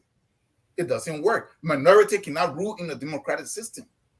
There is no way. It's not possible. The majority will always rule, right? When you're talking about electoral democracy. So now, having said that, I will come to a point that Mr. Eastman made. He said that taking down the flag and all of this stuff, yeah, if it doesn't represent in this time, then it should be taken down. I agree with that. Or left in place. I agree with that. And he said that culture, because this is a strong point that he made. Culture is like the spirit, is the embodiment. That's the energy force that drive of people, that create the identity, that guide them. Without culture, you are lost. You are like a ship on the sea that is broken and just tossed all over by the wind. But why is it that when few people came, the culture of that country was left out? Because when the culture come in place, they were foreign to this culture, and two cultures cannot lay side by side. Culture of spiritual forces that fight to battle each other. If you put them on the same plane, one will elevate above the other, or one will suppress the other. The most dominant one, or the most will, or the one that is more in that is allowed, right? So the African culture, in every form, was suppressed. When your name was Gaiman or Tao, you couldn't go to school. So that way, you were dehumanized pretty much, and then you have to pretty much relinquish for you to fit in. So when we're talking about we should come together, yes, we should go back. It is not just the flag. The flag, these are symbols. Yes, the symbols can be changed. It means something. But look, it is the political, socio-economic structure that is in place. Because we come here every day and we cry and we complain. Why is it not working? You cannot rule yourself and rise by using somebody else's culture or cultural ideology, political. Let's look at in this country. You'll say there is justice here. There is no justice in the Western system. Justice is for sale. You must have money to get justice. Their justice system is based on technicality. Okay, the African justice system, given you grew up in the interior, is based on morality and ethics. If you had a case here today in Florida, they say justice for all, but then they will tell you hire the best lawyer. So then why are you hiring the best lawyer? Because it's for sale. You could be completely innocent. If you cannot hire the right lawyer, you are going to jail. You could be as guilty if you have the money to spend. So these are some of the stuff that we are struggling with what came in. I'm not trying to say this stuff here to discredit, because if you go back to the American Liberia when they came in, this was the time. And this is what they had to offer. They were coming in, and so they established themselves. That's okay. We can look at this now and say, look, there was a mistake there. Let us correct some of these things. But we have the correction of this stuff have to go based on the larger cultural context and position and tradition in that country. We are the only people in Liberia that our own formation is completely unique. It's completely unique, and it's like you're trying to join orange and pineapple together. It doesn't fit. Great. Okay, so if you go judge your case in Liberia in the traditional code, it's not that there are not missteps or corruption, whatever you want to call it. You don't have to have money. You take your case to the town chief. They've got a jury. You don't have to go raise money. You don't have to. So these are some of the stuff. So let us go back. Other than just a simple, I agree with Mr. Eastman very well that we should look deep in our culture. And like Mr. Morris said, this is the time that we really come together. But guess what? The group of people that are in power versus some are in the diaspora here.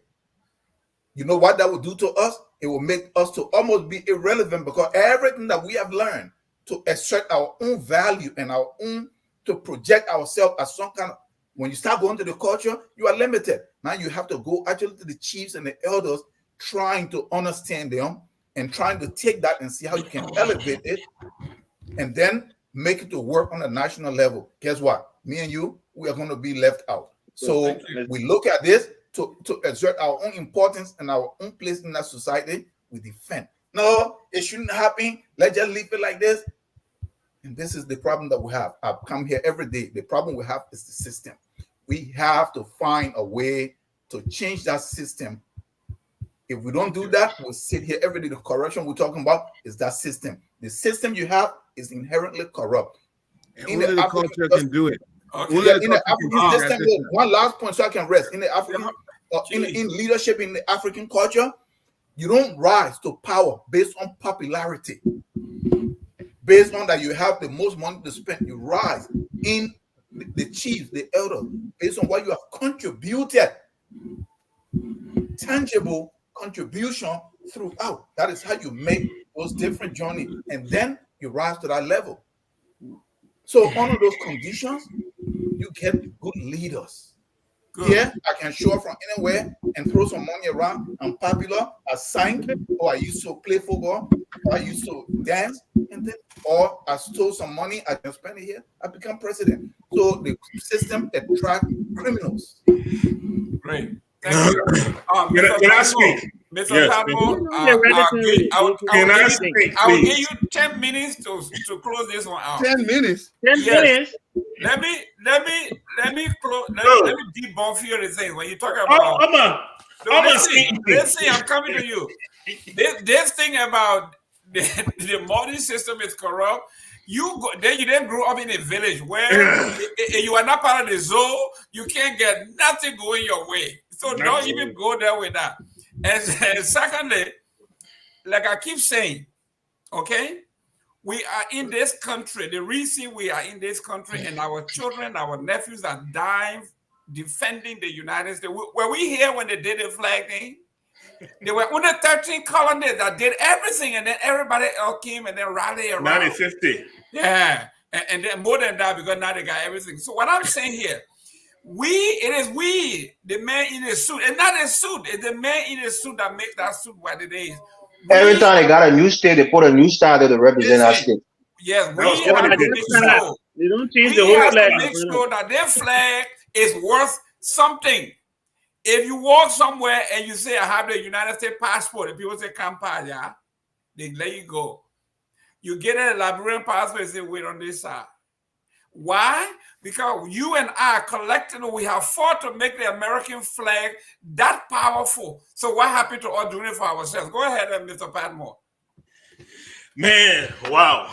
Okay, so let me start off where you left off. Okay, the thing is that there's so many people that have come to this country called America, right? But people still look up to that flag, and you can talk all you want to talk about that flag, but the only thing that has really changed are the stars, right? For the major part, you know, there's been some evolution, but the structure has remained the same because it stands for something. It means something. If you want to come be a part, if you consider yourself a part of America, these are the values we stand for. You know, freedom, freedom of expression, all those things, an ability to progress yourself. These are the values. You know, the flag stands for something. So you can, but you know, at the same time, they understood that, look, when you find yourself in a particular part of the country, you're going to have some individual differences. So what we're going to do, we will allow states to have their own flags. In your state flag, you can express anything you want to express. Minnesota was a state, we just changed our flag this year. They called everybody together in Minnesota. The new immigrants, the Indians, the Native Americans. They called everybody together. Everybody made their contribution. They put it out there for people to submit ideas and meanings. And they put together a committee, and the committee chose. And now Minnesota has a new flag that's supposed to represent all Minnesotans. Every county in Liberia has been given an opportunity. Yeah, design your own flag. How you feel, you should be, how it represents you. That's great. But when it comes to the nation, we are one. You know, we stand for valor. We stand for courage. We stand for fidelity. We stand for integrity. I mean, come on. Those are the things. I hear people talking about, red, gold, black, and green. No. It is important that we research and we educate ourselves. Liberia, look, the red, gold, black, and green stands for African liberation. Liberia is older than African liberation. We are the elders in the room. They're picking and running around with new flag. They want to go and join. They're supposed to come to us. That's how it's supposed to be. That is how Liberia was founded. We helped Ghana. Ghana not get red, gold, and green, or whatever, black and green. We helped Ghana get to the table. And now we're supposed to subject ourselves to Ghana's idea of nationalism? No. Ghana had to fight their way out of the British. So they know how they came to be. They were part of African liberation. We were not a part of African liberation. We were already a country governing ourselves. So I don't want to suppose, oh, run behind the African color. Who made those the African color? Who sat there and decided those are the colors that are going to be? You know, when we made our flag, how many flags were there in Africa that we could sit there and be like, let's compare it to this. Let's see what the other people did. No, we were working on a clean sheet. And those people sat down and said, okay, let's do it this way because we wanted to transcend history way beyond us. Somebody said something about Bassa people.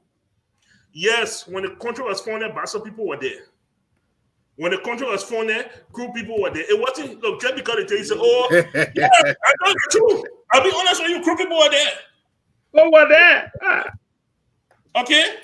Yes, Guillaume people were not there. You know, the Hinterland people, they were a little slower to come to it. But they came.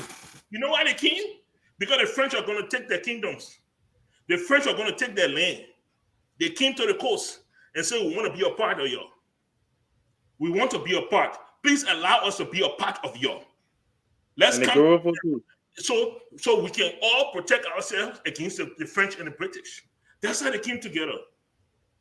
But finally, let me say something. I continue to hear this. And people continue to push this. And we need to really deep think.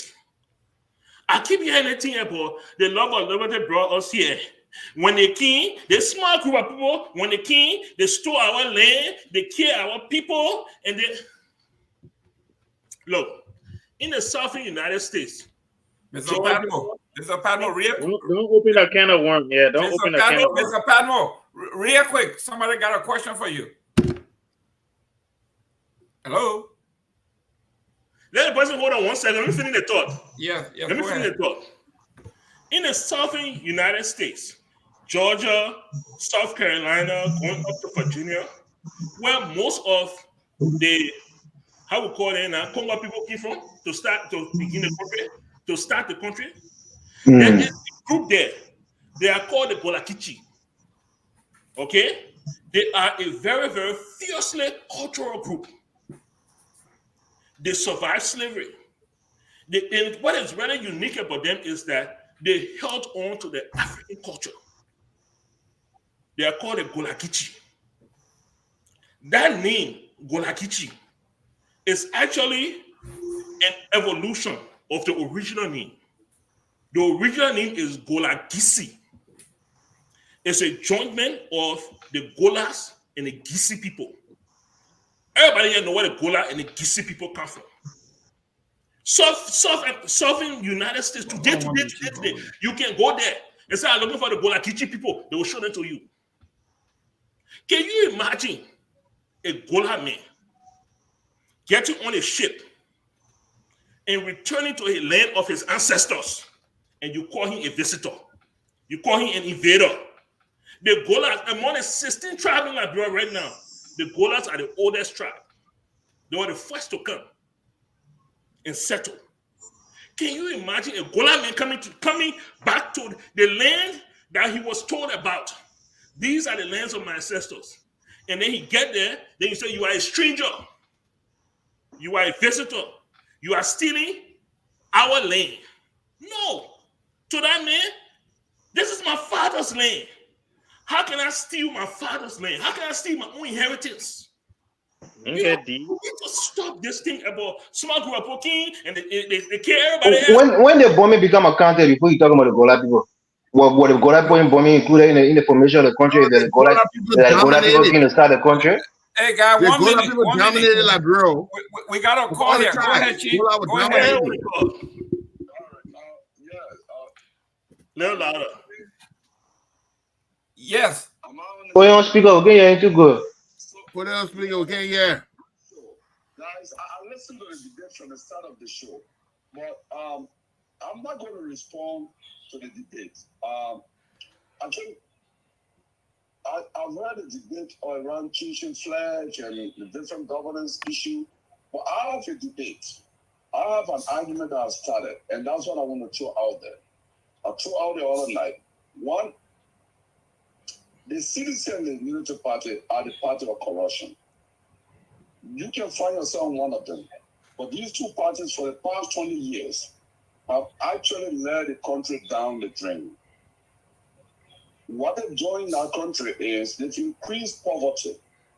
They've increased public corruption. They've created millionaires, not in private sector, but out of public coffers. Now, if you look at the system that allowed them to do is a flawed electoral system we have in Liberia. That anyone with money can actually get elected if you get sincere people around you, particularly at the constituency level, representatives and senators. They can easily get elected once they have money. That's the kind of system we have. My argument is they want to try. If you ask any Liberian intellectual, including those who showed now, you ask them today about the minuses and flaws, negative and positive of Samador, they will just say, oh, don't allow freedom of expression and blah, blah. They will not name that deep. And they will talk about maybe killing, which was the result of a civil war. But Joe did many good things in Liberia. And I'm going to take on this debate with anyone on any platform. And Joe was a military man. If you're looking at Ghana, Kwame Nkrumah developed he designed the conceptual framework for Ghana development. But the guy who actually made Ghanaians to believe that Nkrumah design was good was Wallen, a military guy. If you look in Nigeria, Murtala Mohammed, Ibrahim Babangida, these people, estimate development that is taking place in Nigeria today. If you look in Burkina Faso, you talk about Thomas Sankara. Now we talk about Traore. I mean, so the names go on. We have tried one military instance, but we tried several democratic elections, and what the democracy has produced is poverty, massive corruption, or push our children into drug use because the people are stealing from national coffers. And it is indisputable that corruption kills more people in Africa than guns. Because corruption takes money from the health sector, and malaria kills more than 4 million people in Africa every year. Civil war has not killed people up to that level. If you combine the different African countries that were in civil war. So corruption is a serious thing. And democracy, the difference of democracy in Liberia has actually been massive corruption. That's why I'm arguing now that under the system of government, we need a second military intervention. Because we have one military intervention, and in my mind, it's just good for the country. We can argue this. It's just good for the country. That's my argument. All right, thank you so much. Thank you so much. The man calling for dictatorship. He wants something to do part two.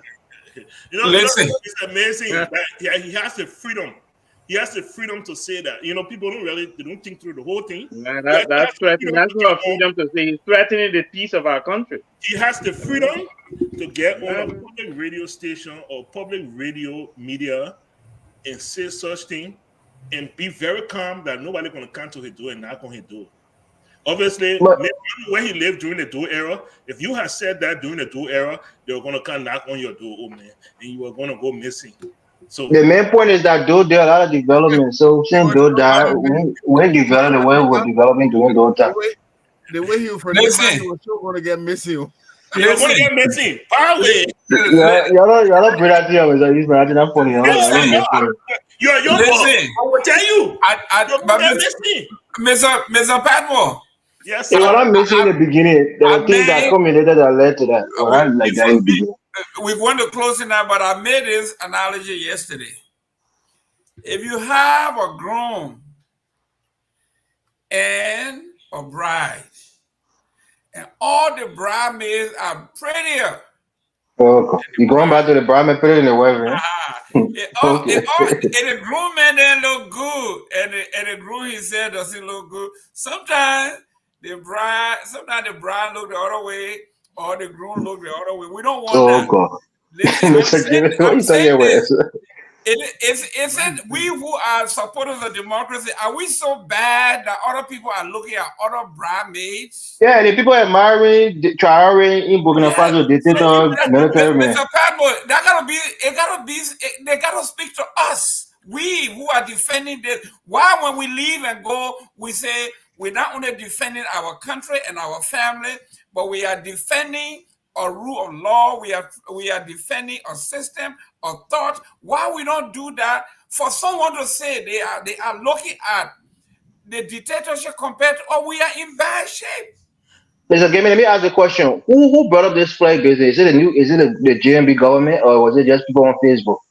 No, we No, have they been just go on Facebook. listen. We've Oh, been okay. discussing it since I thought the government considering it. our time. Every time we Yeah, get no, tired, that's something that we been got discussed a long time. Yeah, The but government Mr. always Padmore, running away from this thing.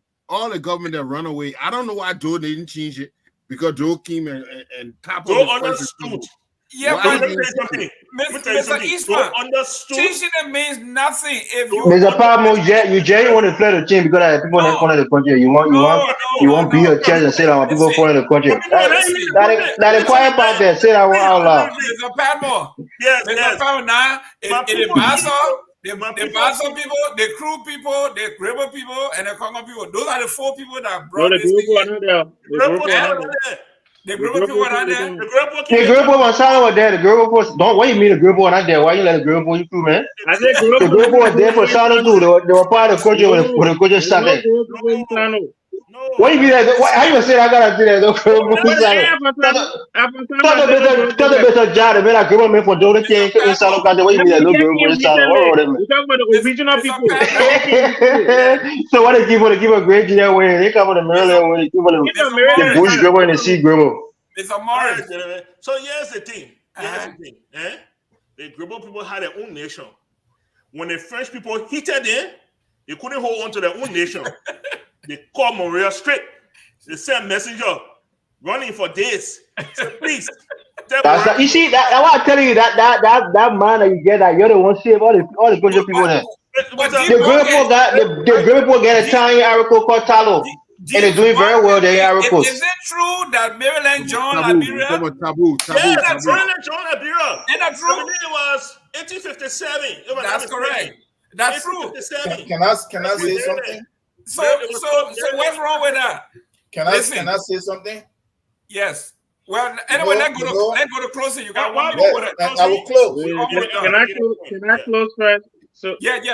Go ahead. You gotta go. Go ahead, sir. Yeah, let me close that. No, I think it's been a great show. I think the flag argument we'll probably have it again next year, August 24th.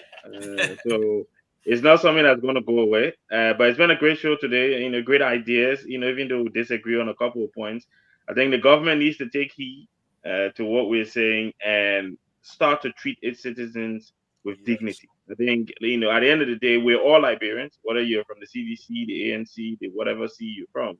We're all Liberians, and we deserve, at a minimum, to be treated with dignity. We need to respect the rule of law. This president has bent the rule of law on multiple occasions and seems to be getting away with it. And the word I keep using is impunity. And because they believe that they can get away with it, that's why I think President Weah has done the right thing, to not waste his time to go to the courts to bring this up. It's an urgent matter that needs to be dealt with urgently. Thank you very much, guys, and have a good rest of your afternoon. Take care. Great. Mr. Taiwo, you're closing. Yeah. So, Mr. Padmo, I like this guy. For the simple Mr. fact Pablo, that you gotta listen. When they say they like you, they come and hit you hard. No. I'm serious. No, I'm serious, because like what happened is that we talk here, and his point. And when people are trying to cut me off, he gives me protection. And it's not just today. I like him for that. And Mr. Padmo, When I first heard him, I thought that was my oldest brother. They talk exactly the same way. They sound the same, all to the point. So I always actually kind of have some kind of closeness to him. Every time we come here, but I just never said it. But look, but to the point of the Congo stuff or the flag, we can't. A lot of wrong was done. We can't just say because French people were coming and Gribble people ran there. A lot of wrong was done. The Bassa people didn't just join or Maryland. That look at the name of the place, Maryland. The Gribble people had no place there. The Congo people that came settled along the coast, they had the guns. They captured those places, and then they incorporated the. In fact, they started a war against the Monrovia for some time without the vast majority of the people in those counties. Then when they were able to feel comfortable that their area were going to be protected, where they call Buchanan, where they call Harper, Maryland, all this stuff, then they joined. The Gribble people in general, don't use their name. They didn't have no place in that. The Bassa people in general, they didn't have no place in that. When Harper and all the places were set up, who named that? They came together, they wrote the Constitution, whatever, or in those places. So look, let us be realistic here. A lot of things happened that was not right.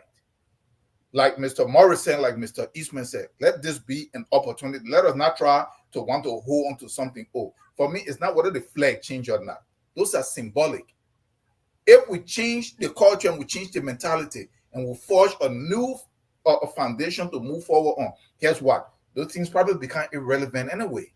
Or they will just be there not just as a regular symbol that we can just look at, but then we'll be moving in some direction. But look, please, let us not try to use the United States as some kind of example in terms of this, that, oh, we represent. No, but the flag and all of the documents, they don't represent the majority, the rest of the people in the U.S. It's only represented the so-called pilgrims. And it's the same problem that we have in Liberia. The Native Americans that so-called own their land that were wiped out. You want to tell me the flag represented them? When they wrote, all men are created equal, when black people are in chains, are you telling, and they were not calling them men, they were calling them half human, does that represent them? No, it doesn't. So we shouldn't use that. So there's a whole different scenario. Let's focus on the Liberia situation. Let us try to come together. Let us agree that, hey, some things were not done differently, guys. I mean, correctly. Let us not let's use this as an opportunity. Let's look at this. Whether it is this year or at some point, but let this be a discussion so that we can seriously, because these are the reasons that we don't have any kind of national identity.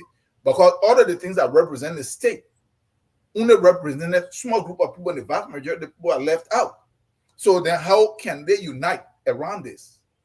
So like Mr. Morris and Mr. Eastman said, let us take this, come together, see how we can actually create an integrated system. It worked in many places. And then from there, let's start. It's not whether the flags are changed or whether the seal just right away, but just the ideological clarity and unity that can come. And then let's move on from there. Thank you. Mr. Morris. All right, thank you. Look, on the issue of the CDC, my only advice is to use the courts, as I said. On the issue of the flag, look, this is something that is happening right now in this modern world as we speak. We have countries changing their name to more reflect their values and their culture. You saw Turkey, for example. Well, it was spelled in English words, in English letters, Turkey. They said, no, we're going to change it to Turkey because that's how we pronounce it in our language. It reflects us. We're going to change it. You saw a country like Ethiopia change their flag. When they transitioned from a monarchy to a democracy, they changed their flag, put a different, when they removed the lion and put a star, a bright star, they changed it because it was more reflective of who they are. The Arab country, though I don't like to associate myself with the Arab countries, but they all changed their flag in a similar manner that show they're all Arabs and they come from that region, that flag, that green, red, and black, a green, white, and black, it represents them. So changing flags and changing symbols or even changing names, when time change and people, have a common interest or a common goal or a common destiny, you can change your symbols to reflect that. There's nothing wrong with it. We're not trying to steal anybody, history or anybody greatness for establishing a country. We want to be represented. Let me tell you this. The dead black man, the way you see the white people, they're scared in the country right now. They don't want to be replaced. They're always crying. They're trying to replace us with immigrants. Our women are born enough children. Our population, because they know that they're the minority is in the majority in this country. a lot of things in this country will change. Believe it or not, a lot of things will change. White people still make up 60% of this country, so they're still the majority. But if they're in the minority, a lot of the nonsense that they did, a lot of the statues that they put up, a lot of the symbols that is on the front to black people, to Indian people, a lot of those things will change because these people will be the ones who have the ability and the power to change those things. Rest assured in that. So people want to worship them or only look up to the American flag because they have no other option. When a black man whose ancestors were enslaved, you think when they look at that American flag, they think freedom. You don't know they think 400 years of slavery. They think 400 years of oppression, segregation. You don't think that reflects them. And because they don't have the power to change it, but if they did get the power to change it, they will change it so that it reflects them as well. Thank you. Thank you. Honorable Eastman? Yeah, thank you very much. It was a very, very good show. We touched on several points. But for me, what I see most important, a lot of times we say the system is bad. Man, the system in Liberia is bad. It's this. And we look at it as the system, and the system, we don't look at it as the culture. If we can address our culture and stimulate change, radical revolution in our values, we will automatically change the system, we'll automatically change the country. But we're going after creating goals. I don't care how many bridges you try to build, how many schools you try to do. It will not work if you don't address the culture. It's the culture, is the nucleus. That has to be addressed in a way that will stimulate the kind of behavior you're looking for to have from your citizens. So it's a radical. If you see, they talk about Rawlings on the show today. We talk about all the Sankara. They went to change the culture of the way things were being. It was not just the system, because the system alone rests on the culture. So if we're going to have a new republic, to me, after 1980, I said that was an old republic. This is a new republic. This is the second republic. Unfortunately, I'm putting my progressive brothers tell me this thing. They say the revolution was hijacked. I don't know. If you have not changed your values, then how you can consider that a revolution? Your values have to change. So an examination of our values right now, the things we hold dear, our culture, why don't we examine it? And why don't we come together and see what we consider important? And let's see if we can bind ourselves to that, if we can get the commitment from our people to live that way. But if I have a brother and every time he see that flag, he think of oppression, I don't feel good about that. You know, I have dual heritage. You know, my great grandfather was a paramount chief in Riverside, and even over there, we don't believe that just anybody can go be president. Nope. No, you got to be cultivated. Yep. So I agree with a lot of my brothers that certain things need to be changed. Yes, if that is the best way forward, then we should change it. But it has to be a deep self-examination of our culture. Thank you. Mr. Panmore. Okay, thank you so much. Thank you so much. One of the most disturbing things I heard today was that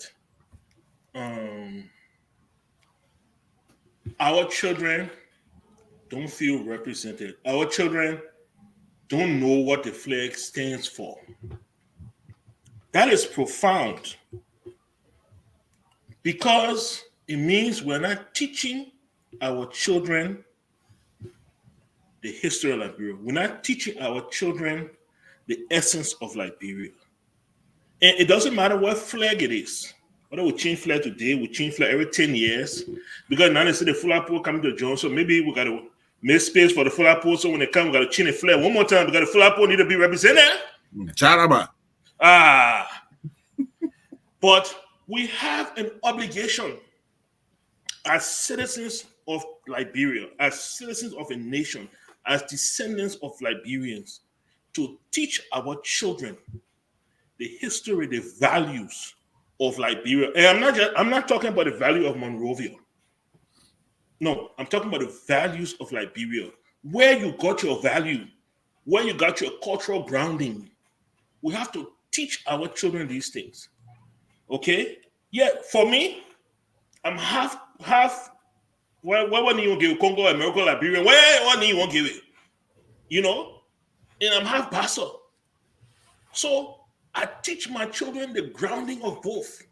I teach my children the substance of Liberia.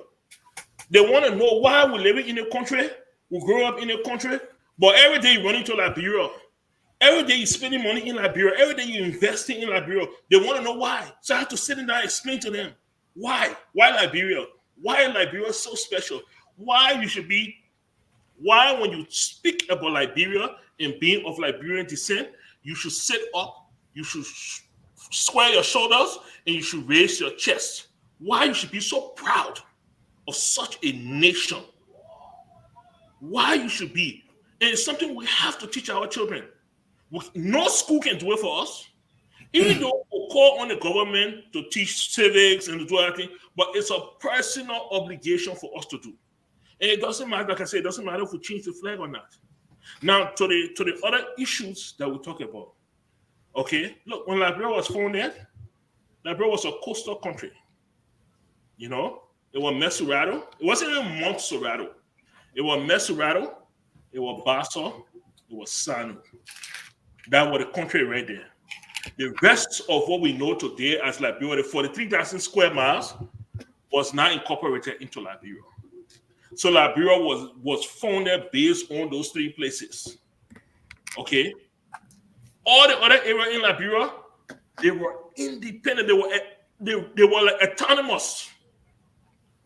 They were not subjugated to Monrovia. They ran their own kingdoms. They had their own leaders. They had their own culture. People like to say this thing as if 1847, the people came down, they went to Vondema, they went to Saniquele, they went to Zwedru, and they just took over the entire area. That's not how Liberia was founded. When Liberia founded the Monrovia in Monrovia, they were doing their politics in Monrovia. The president of Monrovia did not have barely any influence over what happened in Tucson, or what happened in Tapeta, or what happened in Vondema. Those places were ran by kings and chiefs, and they had their own system, and they ran their own system, and they had their own land. Monrovia didn't go there and take over the land. It's called tribal land. Right now, you go Bon County and you want to buy land in Bon County. You don't go Monrovia and buy land from Joseph Boyka government. No, you go to the tribal leaders. You buy land from the tribal leaders. I don't know if people know this. You don't buy land from the government. The only thing the government does is issue you a certificate and say, okay, now you own the land. Go tomorrow and try and buy farmland in Bon County. You will buy it from the tribal leaders. You go and meet the chief. And then the chief will sell you land. It's the tribal land.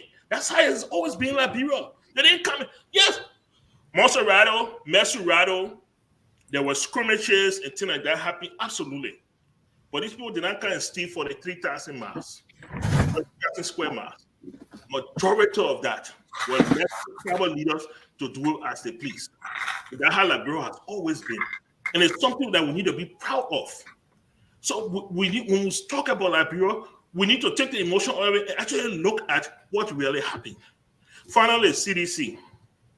Look, Joseph Boyka, running the government already is hard enough. Why are you going to add CDC trouble to your trouble? Why are you going to add CDC trouble to your trouble? Right now, everybody is instrumental with CDC. These are the youth of Liberia.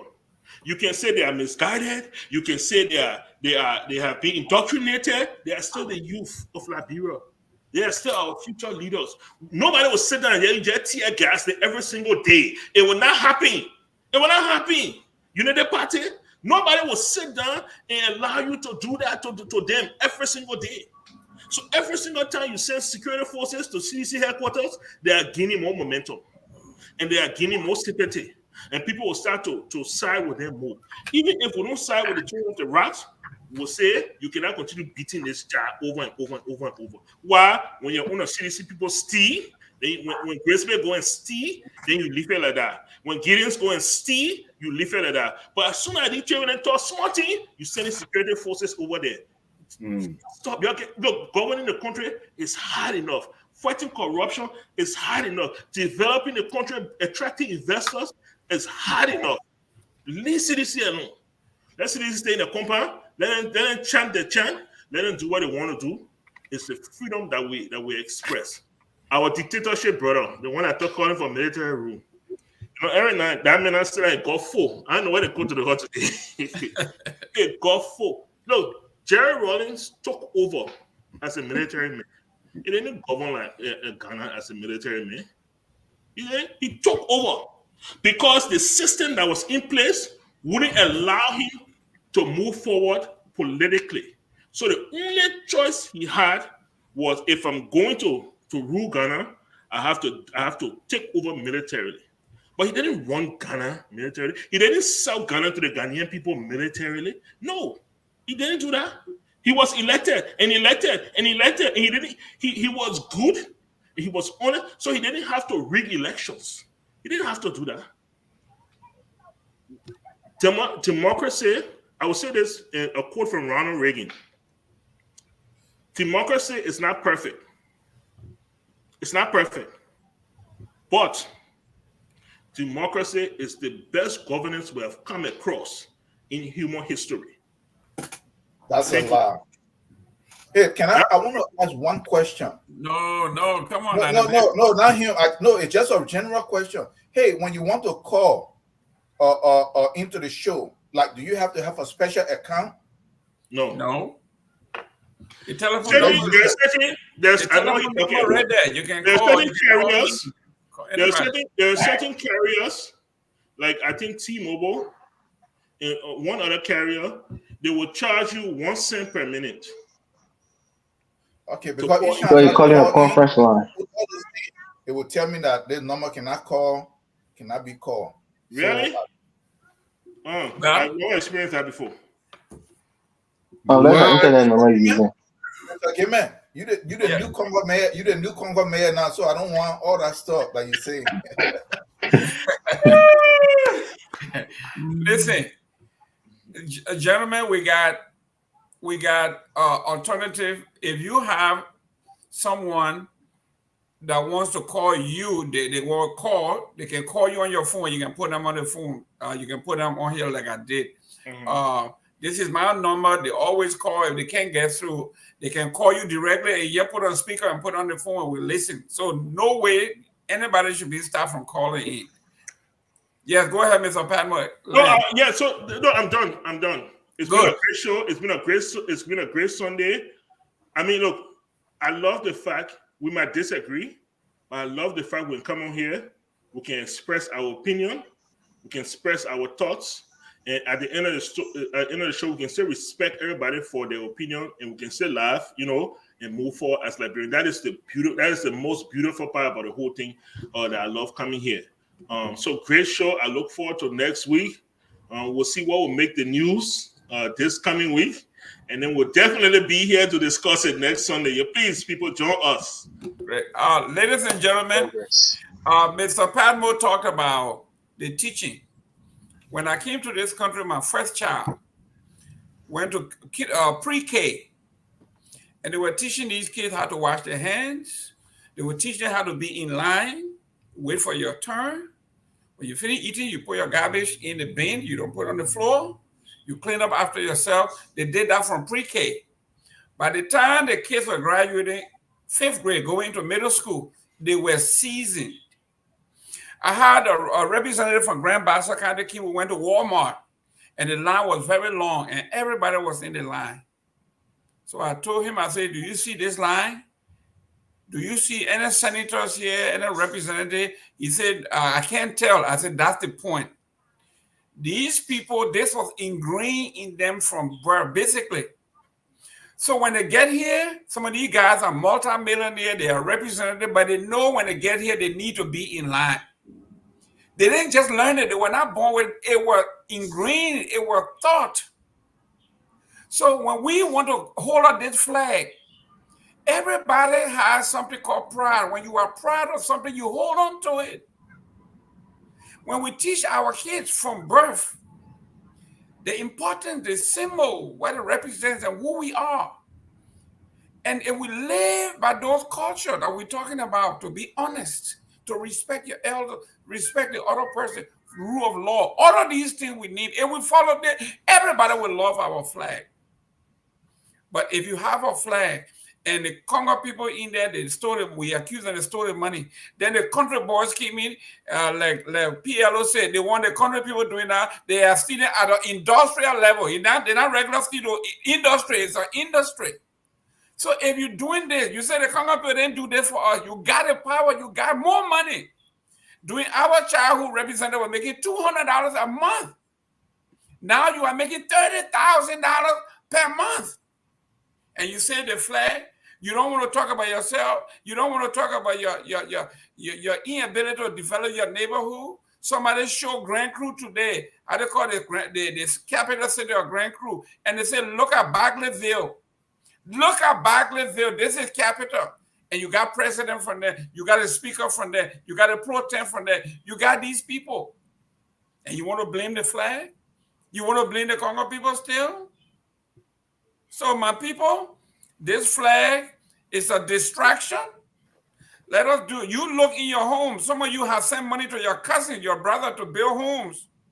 And they stole your money. They lied to you. Some of them send you fake picture of homes. That's not a flag. The guy who came and impregnated a 13-year-old girl in his house, and when they went to look for him, he ran to the devil bush and said, "We have tribal law, we got constitutional law. You can't touch me." That's not a flag that did that. That's not a flag. That is somebody who is morally bankrupt. We see my own friend, Dr. Reed. He is the pastor to the church's council. He is now being appointed by Joseph Boakai, and he can't say anything anymore. That the flag, the chief imam, the Muslim people, crying now said on LEC board. Joseph Boakai put him on the board. So the Muslim community is shut up. The Christian community is shut up. Is that the flag? These are people that got no morals. They got no principles. You think that it's not the Cry will come and say, you know what? I'm a godly man. My job is to keep the balance. I don't want to work in government. Dr. Reed, no, from Providence Baptist Church, you think he would say, you know what? We had a separation of church and state. But instead, they all got into this government. They're getting paid, and nobody's saying, is that the flag? That's our own moral deficiency. We shouldn't blame the flag. It's not the symbol that doing it. It is us. Until we can change who we are and do the right thing, you can change the flag a million times. We will be right where we are. Next Sunday, we will talk about the attempt by Joseph Boakai to not invade Georgia's house, and the Supreme Court is split on this because they found it to be unconstitutional. We're going to discuss that. And we're going to be talking to Mr. Kwiwokpa, no holds bar. He's going to be out here. We're going to be talking about Liberia, Nimba, his father, and his legacy. Until then, we say we are all Liberian. Mr. Padlock, can you take us out? We are